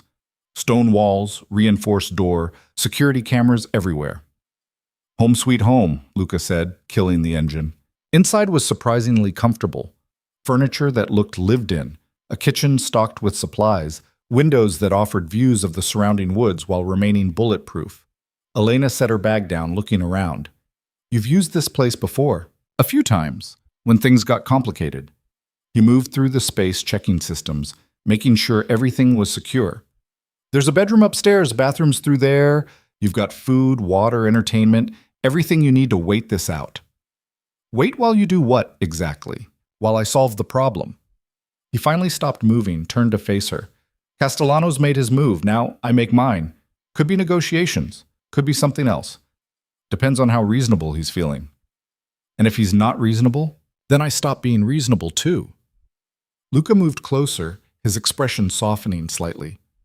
I know you don't like this. I know you want to believe there's some clean way out where nobody gets hurt, but that's not how this works. Sometimes the only way through is dirty. Elena thought about Marcus standing at the gate, smiling like he owned the world, about Castellano funding a year-long con to destroy her family, about her father hiding millions in a secret trust while playing the devoted family man. Nobody in this had clean hands, not even her. What do you need from me? She asked. Stay here, stay safe. Let me handle this. He cupped her face, thumb brushing her cheek. When it's over, we'll figure out what comes next. But right now I need to know you're protected. And you, who protects you? I've been protecting myself for a long time. He kissed her, brief and intense. I'll be back in 2 days. 3 at most. Don't open the door for anyone but me. Luca, I mean it, Elena. Anyone shows up, you lock yourself in the panic room downstairs and you wait. Don't try to be a hero. I'm not the one trying to be a hero. She grabbed his jacket. Come back. Whatever you're planning, whatever you're going to do, just come back. I will. He kissed her again, then pulled away. I promise. She watched him drive away until the car disappeared into the trees. Then she was alone in a cabin in the middle of nowhere with nothing to do but wait and worry and wonder if she'd just watched him leave for the last time. The first day passed slow and tense. Elena explored the cabin, found the panic room Luca mentioned, a reinforced space in the basement with enough supplies to last weeks. She tested the locks, checked the security feeds, tried to convince herself this was just precaution, not preparation for something terrible. By nightfall, she was climbing the walls. No phone, no internet, no way to know what was happening beyond these walls. She made dinner from the supplies in the kitchen, ate without tasting, tried to read a book and gave up after reading the same page 5 times. She ended up in Luca's bedroom, the only room with personal touches. Photos on the dresser, books on the nightstand, clothes in the closet that smelled like him. She lay on his bed fully dressed, staring at the ceiling, trying not to imagine all the ways this could go wrong. The second day was worse. Elena woke with a headache, made coffee that tasted like regret, paced the cabin like a caged animal. She kept checking the security feeds, watching the empty driveway, jumping at every sound from the woods. Around noon, she found herself in the office, tucked behind the kitchen. A desk, a locked filing cabinet, a safe built into the wall. She shouldn't look. She knew she shouldn't. But curiosity and boredom and fear made a dangerous combination. The filing cabinet was locked, but the key was taped under the desk. Amateur move for someone usually so careful. Elena opened it, found folders organized by year. She pulled out the most recent one. Inside were documents about her father's company. Property records, financial statements, photographs of buildings and people she didn't recognize. And underneath everything, a folder labeled simply Voss Trust. Elena's hands trembled as she opened it. Bank statements going back 15 years. Wire transfers from her father's company to an account in the Cayman Islands. Regular deposits, always on the first of the month, totaling close to $15 million over time. And clipped to the most recent statement, a handwritten note in Luca's writing. 3 million mine. Rest stolen from Castellano. Verify. Elena stared at the note. Read it again, 3 times. The implications slowly sinking in. Her father hadn't just stolen from Luca. He'd stolen from Castellano too. Maybe others. Built that secret trust from money that wasn't his, buried it so deep nobody could trace it. And then what? Planned to disappear if things went bad? Leave his family behind while he lived on stolen money? No, she whispered. He wouldn't. But even as she said it, she knew it was possible. Her father was brilliant and ruthless and had always put business first. If stealing was what it took to survive, to win, he'd do it. She'd been naive to think otherwise. She kept digging through the files, found more documents, more evidence of her father's dealings, real estate scams, bribes, contracts that violated about a dozen laws. Everything carefully hidden, carefully documented.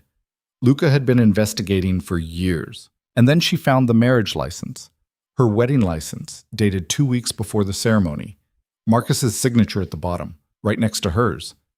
Except she'd never signed it. Never even seen it before this moment. She looked closer. The signature was perfect. her handwriting, her flourish at the end.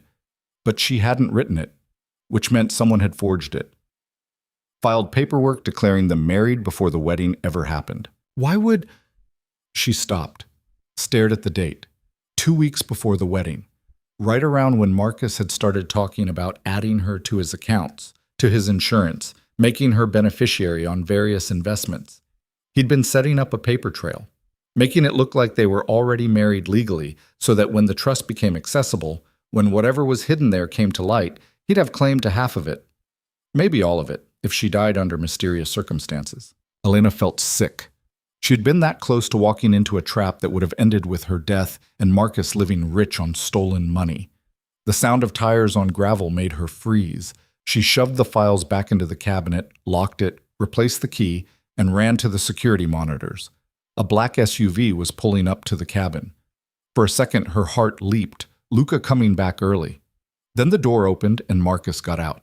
Elena's blood turned to ice. She watched him approach the cabin, alone, but moving with the confidence of someone who knew exactly what they were doing. He knocked on the door. "Elena? I know you're in there. I just want to talk." She didn't move, didn't breathe. "Come on, this is ridiculous. How long are you going to hide from your own life?" He knocked again, harder. "Your father's worried. Your mother's worried. Everyone wants you to come home. Lies. All lies." But his voice was so familiar, so earnest. For a second, she almost believed him. "Elena, please, I made mistakes. I know that. But we can fix this. We can still get married, still have the life we planned. Just open the door and we'll talk about it." She moved to the panic room entrance, started to descend the stairs, then stopped. No, she was done hiding, done running, done letting men tell her what her life should look like. She went to the kitchen, found the knife block, selected the biggest blade. Then she walked to the front door and opened it.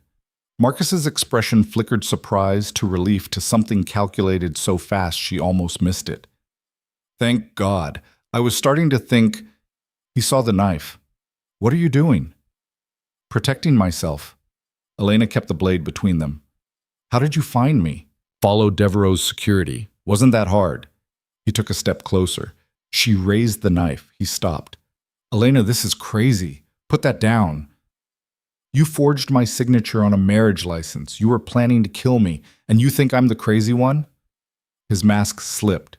Just for a second, she saw the real Marcus, cold, calculating, annoyed at being caught. "Who told you that?" "Does it matter? Devereaux's been feeding you lies, turning you against me, against your family." Marcus's voice went hard. "He's using you to get to your father, to get that money he thinks he's owed. Once he has it, what do you think happens to you?" "Better than what you had planned." "What I had planned was a future, a real one. Money, power, everything we could want." He moved closer. Elena backed up, keeping the knife raised. "That trust your father created? It's got $15 million in it. Money he stole from Castellano, from Devereaux, from half a dozen other people. Once I accessed it, we could have disappeared. Started over somewhere he couldn't find us." "We? You mean you?" Elena's voice shook. "You were going to take it all and leave me dead. Don't pretend this was ever about us. It was about survival." Marcus's expression hardened. "Your father's been stealing for years. Eventually, someone was going to come for that money. I was just trying to get there first. And yeah, maybe you weren't supposed to be part of the endgame, but that can change. We can still work together on this." "Work together?" Elena laughed, sharp and bitter. "You really think I'd trust you after everything?" "I think you don't have a choice." He lunged. Elena swung the knife. Not controlled, not practiced, pure panic and adrenaline. The blade caught his arm, drawing blood. Marcus swore, stumbled back. "You bitch!" She ran. Through the kitchen, toward the panic room, Marcus right behind her. She made it to the stairs, started down, felt his hand grab her ankle. She kicked hard, connected with something that made him grunt. Kept running. The panic room door was heavy, reinforced. She yanked it open, threw herself inside, slammed it shut. The locks engaged automatically, thunk, thunk, thunk. She was safe. For now. Marcus pounded on the door. "Open up! You can't stay in there forever!" Elena collapsed against the far wall, chest heaving, knife still clutched in her shaking hand. The monitors showed Marcus upstairs, searching the cabin, looking for another way in. There wasn't one. The panic room was designed to be impenetrable. She grabbed the phone on the wall, dialed the number Luca had made her memorize. It rang. Once, twice, 3 times. "Pick up," she whispered. "Please pick up." "Elena?" Luca's voice sharp with concern. "What's wrong?" "Marcus is here. He found the cabin. I'm in the panic room, but I'm 20 minutes away. Stay where you are. Don't open that door for anyone. He knows about the trust, about the money. He said—" Her voice broke. "Luca, he was going to kill me." "I know. I figured it out." She heard sounds in the background, an engine revving, tires squealing. "Just hold on. I'm coming." The line went dead. Elena stared at the phone, then at the monitors. Marcus had stopped searching, was standing in the middle of the living room talking on his own phone, looking angry, looking desperate, looking like a man who knew his time was running out. Elena watched him pace, watched him argue with whoever was on the other end. Then he hung up, pulled out a gun, and started shooting at the panic room door. The bullets didn't penetrate. The door was rated for this, but the sound was deafening, each impact making Elena flinch. He was losing it, she realized. Whatever plan he'd had was falling apart, and he was desperate enough to try brute force. The shooting stopped. Elena checked the monitors. Marcus was gone. No, not gone. Moving through the cabin, setting something up. It took her a moment to understand what she was seeing. Gas cans. He'd brought gas cans. He was going to burn the cabin down with her trapped inside. "No," Elena whispered.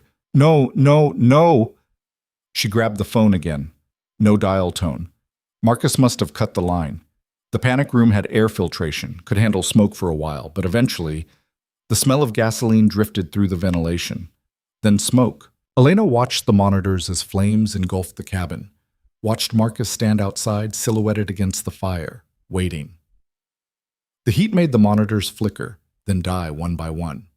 She was alone in the dark with smoke creeping in and a man outside willing to watch her burn. The door burst open. Elena raised the knife, ready to fight, before recognizing Luca's silhouette. He was covered in soot, coughing, but moving fast. "Come on, now!" She didn't argue, just grabbed his hand and ran. Through smoke so thick she couldn't see, couldn't breathe, Luca pulling her forward with absolute certainty. They burst out into cold air and Elena gasped, lungs burning. Gunshots cracked behind them. Luca shoved her down, covering her body with his, returning fire. She heard someone scream. "Marcus," she thought. Then silence. "Stay down," Luca said. He moved away, gun raised, approaching something she couldn't see through the smoke. A moment later, he was back. "He's gone. Ran when my team showed up." Elena looked back at the cabin. The entire structure was engulfed, flames reaching toward the sky.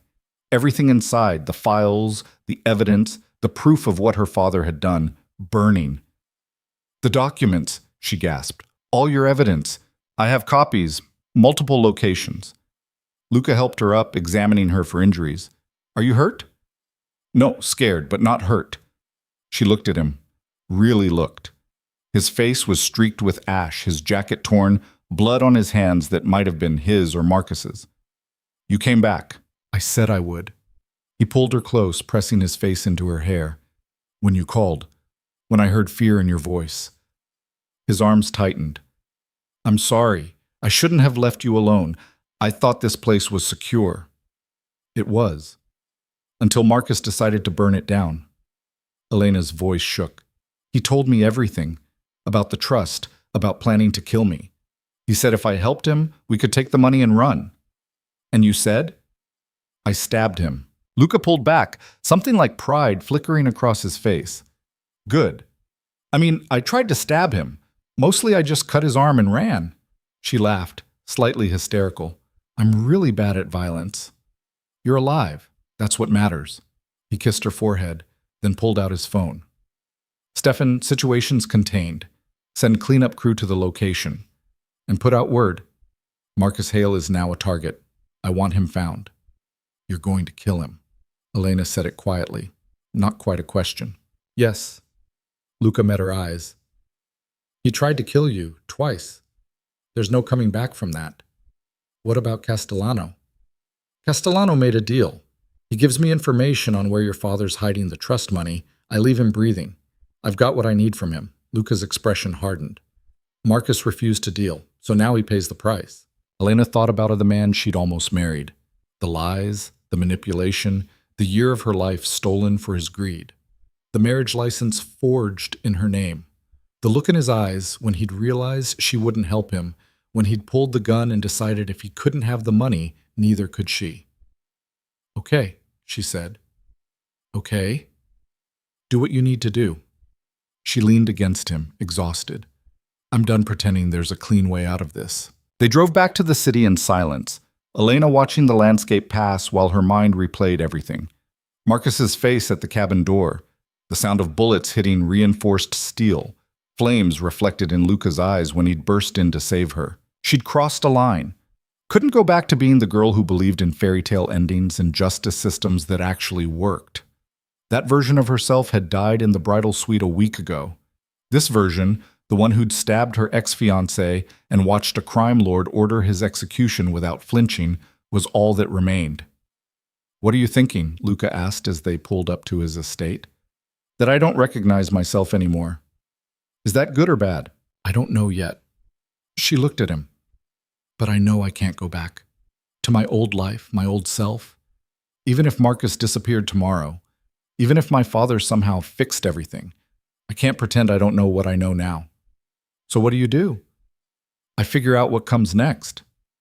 Elena got out of the car, looked up at the house, this fortress that had become more home than her actual home in just a week. "And I do it on my own terms." Luca came around to her side. "What does that mean?" "It means I want the truth. All of it. Every file you have on my father, every piece of evidence, everything you've been investigating for 15 years. Her voice was steady now, decided. "I want to know exactly who he is and what he's done. And then I want to help you make sure he faces consequences." "Elena, I'm serious. No more protecting me from reality. No more keeping me in the dark for my own good. If I'm going to burn my life down, I'm doing it with my eyes open." Luca studied her for a long moment. Then he nodded. "All right, but you should know. What you find might destroy any relationship you have left with your father." "I know." Elena walked toward the house. Maybe it's time it was destroyed. Maybe that's the only way to build something real. Inside, Maria took one look at them, covered in soot and ash, smelling like smoke, exhaustion written in every line, and immediately disappeared to draw baths and prepare food. Elena let herself be directed to a guest bathroom, stood under scalding water until she stopped shaking, then wrapped herself in a robe and went looking for Luca. She found him in his office, already cleaned up and working. Files spread across his desk, phone to his ear, speaking rapid Italian to someone who sounded anxious. He saw her and held up one finger. "Wait." She waited. When he finished the call, he gestured to the chair across from him. "Marcus was spotted an hour ago trying to leave the city. My people are tracking him. And when they find him? When they find him, he stops being a problem." Luca's voice was flat, final. "Are you sure you want to see the files? Once you know, you can't unknow." "Show me." He opened a drawer, pulled out 3 thick folders, set them in front of her. Elena opened the first one. The next 2 hours were brutal. Page after page of her father's crimes documented with forensic precision. Money laundering through real estate deals, bribes to city officials, intimidation of competitors, and at the center of everything, the trust. $15 million stolen from various sources over 15 years, hidden in layers of shell companies and offshore accounts. "How did he think he'd get away with this?" Elena asked, voice hollow. "Because he had for 15 years. Because people like your father believe they're untouchable." Luca moved around the desk, sat on the edge closer to her. The trust was his insurance policy. If everything collapsed, he'd take that money and disappear. Leave your mother, leave you, start over somewhere with no extradition. He was planning to abandon us. He was planning to survive. Luca's hand covered hers. "I'm sorry. I know this isn't easy. It's necessary." Elena closed the last folder. "I need to talk to him. My father, face to face." "That's not safe." "I don't care. He needs to hear this from me. Needs to know I figured it out." Her jaw set. "Will you help me set up a meeting?" Luca hesitated. "If I do this, if I let you meet him, you're putting yourself at risk. Your father's desperate. Desperate men make bad decisions. Then you'll be there to make sure nothing bad happens. Elena, please. She met his eyes. I need closure. I need to look him in the face and tell him I know everything, that I'm not going to protect him anymore, that his secrets die with him. Luca was quiet for a long moment. Then he nodded. All right, I'll arrange it, but on my terms, in a place I control, and if anything goes wrong, I trust you to handle it. His expression softened. You shouldn't trust me. I'm the reason your life imploded. No, you're the reason I'm finally seeing clearly. She stood, moved around the desk, positioned herself between his knees. Marcus was the explosion. You just happened to be nearby when it detonated. Generous interpretation. Honest interpretation. She kissed him, soft and certain. Set up the meeting, tomorrow if possible. I want this done. And then? Then we figure out what comes next. Elena pulled back. Together or separate, whatever makes sense. But first, I need to finish this. Luca made the call that night. Elena listened to him negotiate with her father, carefully, methodically, laying out terms for a meeting, neutral location, no lawyers, just the three of them and the truth. Her father resisted at first, but Luca made it clear this was the only option. Either they talked or everything went public. Her father agreed. The meeting was set for tomorrow afternoon at a restaurant Luca controlled. Private room, secure entry, his people positioned throughout. As safe as anything involving her father could be. Elena tried to sleep, but her mind wouldn't shut off. She kept thinking about what she'd say, how she'd explain that she knew everything, that the daughter he'd raised to be perfect and compliant had become someone who could look him in the eye and call him a thief. Around 3 a.m, she gave up and went looking for Luca. Found him in the gym, where this had all started, working the heavy bag with methodical violence. Can't sleep either? She asked. He stopped, breathing hard. Thinking about tomorrow, all the ways it could go wrong. What's the worst that happens? Your father tries something stupid, and I have to kill him in front of you. He said it bluntly, no cushioning. I'm trying to figure out if I'd do it, if I could. Could you? To protect you? Yes. He hit the bag again, which is why this is a bad idea, why you should let me handle him without you there. But you won't. Elena moved closer. Because you promised to help me. Because you understand I need this. Because I'm an idiot who can't say no to you. He caught the bag, held it still. If anything happens tomorrow, if your father pulls a weapon or makes a move, you drop and you run. You don't try to negotiate. You don't try to fix it. You just survive. Understand? I understand. She took his bruised hands in hers. But nothing's going to happen. He's my father. Whatever else he is, he wouldn't hurt me. Luca's expression said he wasn't so sure. But he didn't argue. Just pulled her close and held on like he was afraid she'd disappear. I meant what I said, he told her quietly. About this changing things between us. About me not being good for you. And I meant what I said about not caring. Elena pressed her face against his chest, listening to his heartbeat. Maybe we're both bad for each other. Maybe this whole thing is a disaster waiting to happen. But right now, you're the only thing that feels real. Even after everything? Especially after everything. She pulled back to look at him. You could have used me and thrown me away. Could have leveraged me against my father without caring what happened to me. But you didn't. You protected me, saved me, gave me choices when no one else would. I also kidnapped you. Best thing that ever happened to me. She smiled despite everything.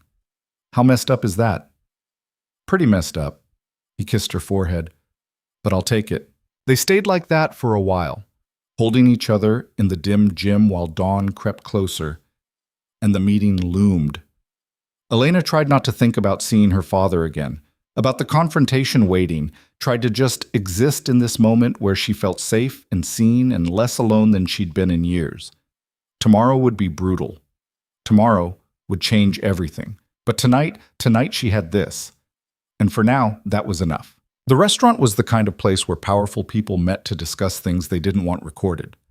Private dining room at the back, soundproofed walls, no windows. Luca's security had swept it twice before they arrived. Elena watched them work through the feeds on Luca's phone, efficient, thorough, leaving nothing to chance. He's here, Stefan said from the doorway. Came alone like you asked. Elena's stomach twisted. She'd been preparing for this moment since last night, rehearsing what she'd say, but now that it was here, she felt like that girl in the bridal suite again, uncertain, afraid, wanting someone else to make the hard choice. You don't have to do this, Luca said quietly. We can still walk away. No, we can't. Elena stood, smoothing down her dress. Black, simple, armor disguised as elegance. Let's get this over with. They walked through the restaurant, past tables where other people were having normal meals, normal conversations, normal lives. Elena envied them. Then they reached the private room and all envy evaporated, replaced by the cold certainty of what she was about to do. Her father stood when she entered. He looked older than she remembered, more gray in his hair, deeper lines around his eyes. Worry or guilt, she couldn't tell which. Elena. His voice cracked on her name. Thank God you're safe. Your mother's been... Don't. The word came out sharper than she intended. Don't pretend this is a reunion. Don't act like you're the concerned parent. We both know why we're here. Her father's expression shifted, became guarded. His gaze moved to Luca standing behind her. Devereaux. I should have known you'd be involved in this. Sit down, Voss. Luca pulled out a chair for Elena, then took his own position against the wall. Close enough to intervene, far enough to let this play out. Your daughter has some questions. You're going to answer them. I don't take orders from criminals. No, you just steal from them. Elena sat, folded her hands on the table. The trust, Dad. Let's start there. Her father's face went carefully blank. I don't know what you're talking about. Yes, you do. $15 million hidden in offshore accounts. Money you stole from Luca, from Castellano, from who knows how many others over the years. Elena's voice stayed steady even though her hands were shaking. Money you were planning to use to disappear if everything collapsed. Leave Mom and me behind while you started over somewhere safe. That's not... Where did you hear this? Does it matter? Elena pulled out a folder, set it on the table. It's all here, bank statements, wire transfers, property records, everything you've been hiding for 15 years. Her father stared at the folder like it might bite him. Elena, you don't understand. Business is complicated. Sometimes you have to make difficult choices. Difficult choices? You stole millions. You built an empire on other people's money and called it success. She opened the folder, pulled out specific pages. Here's the wire transfer from Luca's account. $3 million that was supposed to be his share of a property deal. You took it all. And here, she pulled out another page. $7 million from Castellano. Siphoned off over years from joint ventures. You made him think his businesses were failing when really you were just stealing from him. He would have done the same to me. So that makes it okay? That makes you what? Smart? Clever? Elena's voice rose despite her efforts to stay calm. You're a thief, Dad. A liar. You built our entire life on stolen money and you were going to run the second it caught up with you. I was protecting us. Her father's mask cracked, anger bleeding through. Everything I did was to give you and your mother a good life. The house, the schools, the connections, none of that comes free. I did what I had to do. You did what was easy, what benefited you. Elena pushed the folder across the table. And when Marcus came along, when he started stealing from you the same way you stole from everyone else, how did that feel? To be on the other side of the con? Her father's expression went dark. Marcus is a snake. Always was. I should have seen it earlier. You approved of him for a year, brought him into business meetings, made him part of the family. Elena's voice dropped. Did you know he forged my signature on a marriage license? That he was planning to access the trust and then kill me? Did you know any of that? What? No. Elena, I would never... But you knew he was stealing. You just didn't care because you thought you could control him. Use him the same way you use everyone. She stood, unable to sit still anymore. I was going to marry him. I almost married him. And the whole time, both of you were playing games with my life like I was a piece on a board instead of a person. I didn't know about the marriage license. Her father looked genuinely shaken now.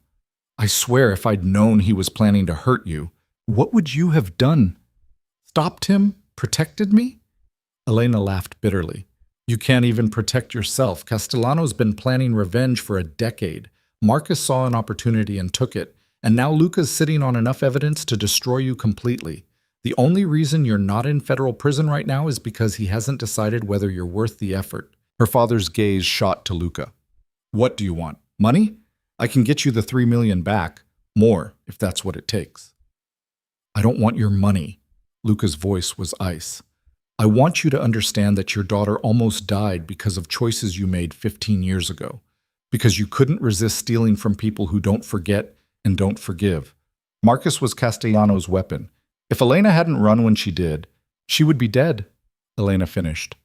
And you'd be standing at my funeral wondering how it went wrong while sitting on $15 million in stolen money. That's who you are. That's what you chose to be. Her father looked old suddenly, defeated. What do you want from me, Elena? An apology? You want me to say I'm sorry for giving you a good life? I want you to admit what you did. To me, to Mom, to everyone you stole from. Her voice cracked. I want you to stop pretending you're a good man who made hard choices and admit you're just another criminal who got away with it for a while. Silence filled the room. Her father stared at the table, at the evidence of his crimes spread out like accusations. When he finally spoke, his voice was quiet. I can't give you that. Can't or won't? Both. He looked up, and Elena saw something in his eyes she'd never seen before. Not guilt, not shame, resignation. You think I don't know what I am? I've known for years, but admitting it changes nothing. The money's spent, the damage is done. All that's left is survival. So you'd rather keep lying? I'd rather keep breathing. He pushed the folder back toward her. If you want to turn me in, go ahead. Give all this to the FBI. Watch me get arrested, but understand what that means for you and your mother. The house gets seized, the account's frozen, everything we built disappears. You'll spend the rest of your life known as the daughter of a criminal. I already am. Elena said it quietly. Certainly.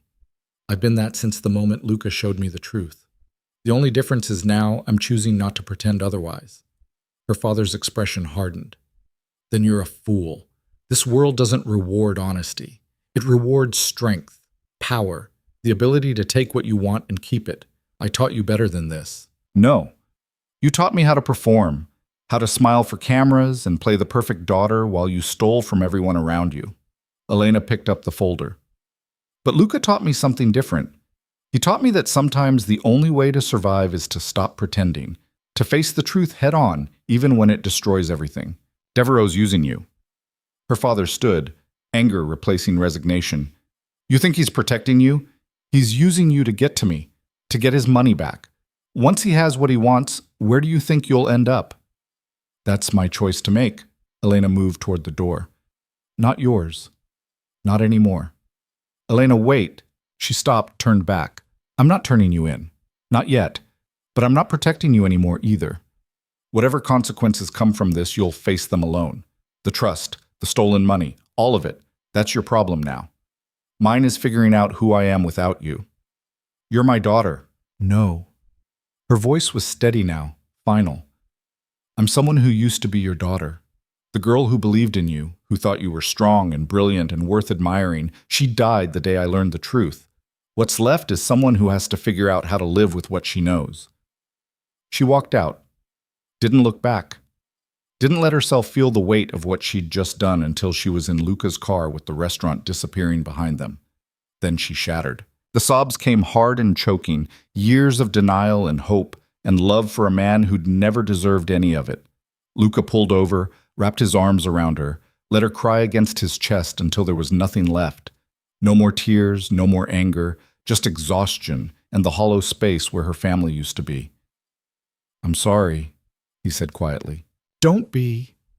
Elena pulled back, wiped her face. You were right. I needed to hear it from him.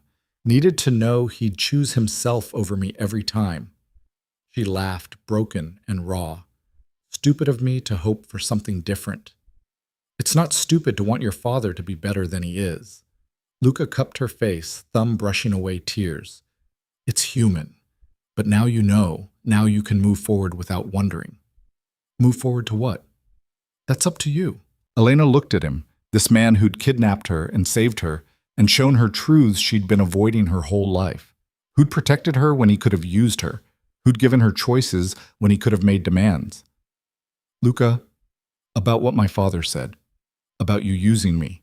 He's not entirely wrong. Luca's voice was steady, unflinching. I did use you, initially. Saw you as leverage to get what I was owed. But somewhere along the way that changed. You changed it. And now... He stopped, something vulnerable flickering across his face. Now I'm trying to figure out how to let you go when everything in me wants you to stay. Elena's breath caught. Let me go? You're free, Elena. Marcus will be dead within the week.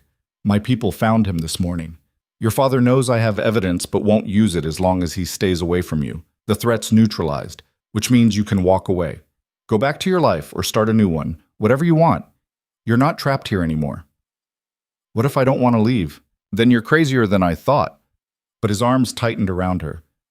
I'm not a good man, remember? I'm dangerous and complicated and everything you shouldn't want. Yeah. Elena kissed him, soft and certain.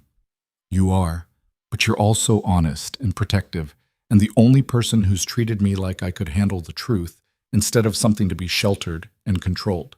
She pulled back to meet his eyes. I'm not saying I want forever. I'm not saying this isn't complicated and probably a terrible idea, but I'm saying I want to try, to see what happens when I choose something for myself instead of letting life happen to me. Luca studied her face like he was trying to memorize it. You could choose anything, anyone. Why this? Because it's real. She pressed her hand over his heart. Because when you look at me, you see who I actually am, not who you want me to be. Because even when you were using me, you never lied about it. And because... She took a breath. Because I think I'm falling in love with you, and I'm terrified, and I don't know if that's trauma or truth, but I need to find out. The silence stretched between them, loaded with everything unsaid. Then Luca kissed her like she was oxygen, and he'd been drowning. When they broke apart, his voice was rough. I love you too, have for days probably, which is insane and terrible timing and definitely proves I'm losing whatever sense I had left. He rested his forehead against hers. But if you're sure, if this is what you want, I'll do everything I can to make sure you don't regret it. I'm sure. Elena smiled despite the tears still drying on her face. I've never been more sure of anything. They drove back to the estate in comfortable silence, hands linked, both processing everything that had just happened. Elena watched the city pass and thought about the girl who'd stood in a bridal suite a week ago, terrified of making the wrong choice. That girl was gone. What remained was someone harder, more honest, still figuring out who she wanted to be, but no longer afraid to try. Her phone, the new one Luca had given her, buzzed with a text from her mother. Elena had been avoiding her calls for days, unable to face another person who'd choose comfortable lies over difficult truths. The text was simple. Your father told me about the meeting. I understand if you don't want to talk to me, but I need you to know I knew. Not all of it, but enough. And I stayed because it was easier than facing the truth. I'm sorry. I love you. Elena stared at the message for a long time. Then she typed back, I love you too. But I can't be around people who choose comfortable over honest anymore. Maybe someday that changes, but not yet. She sent it and turned off the phone.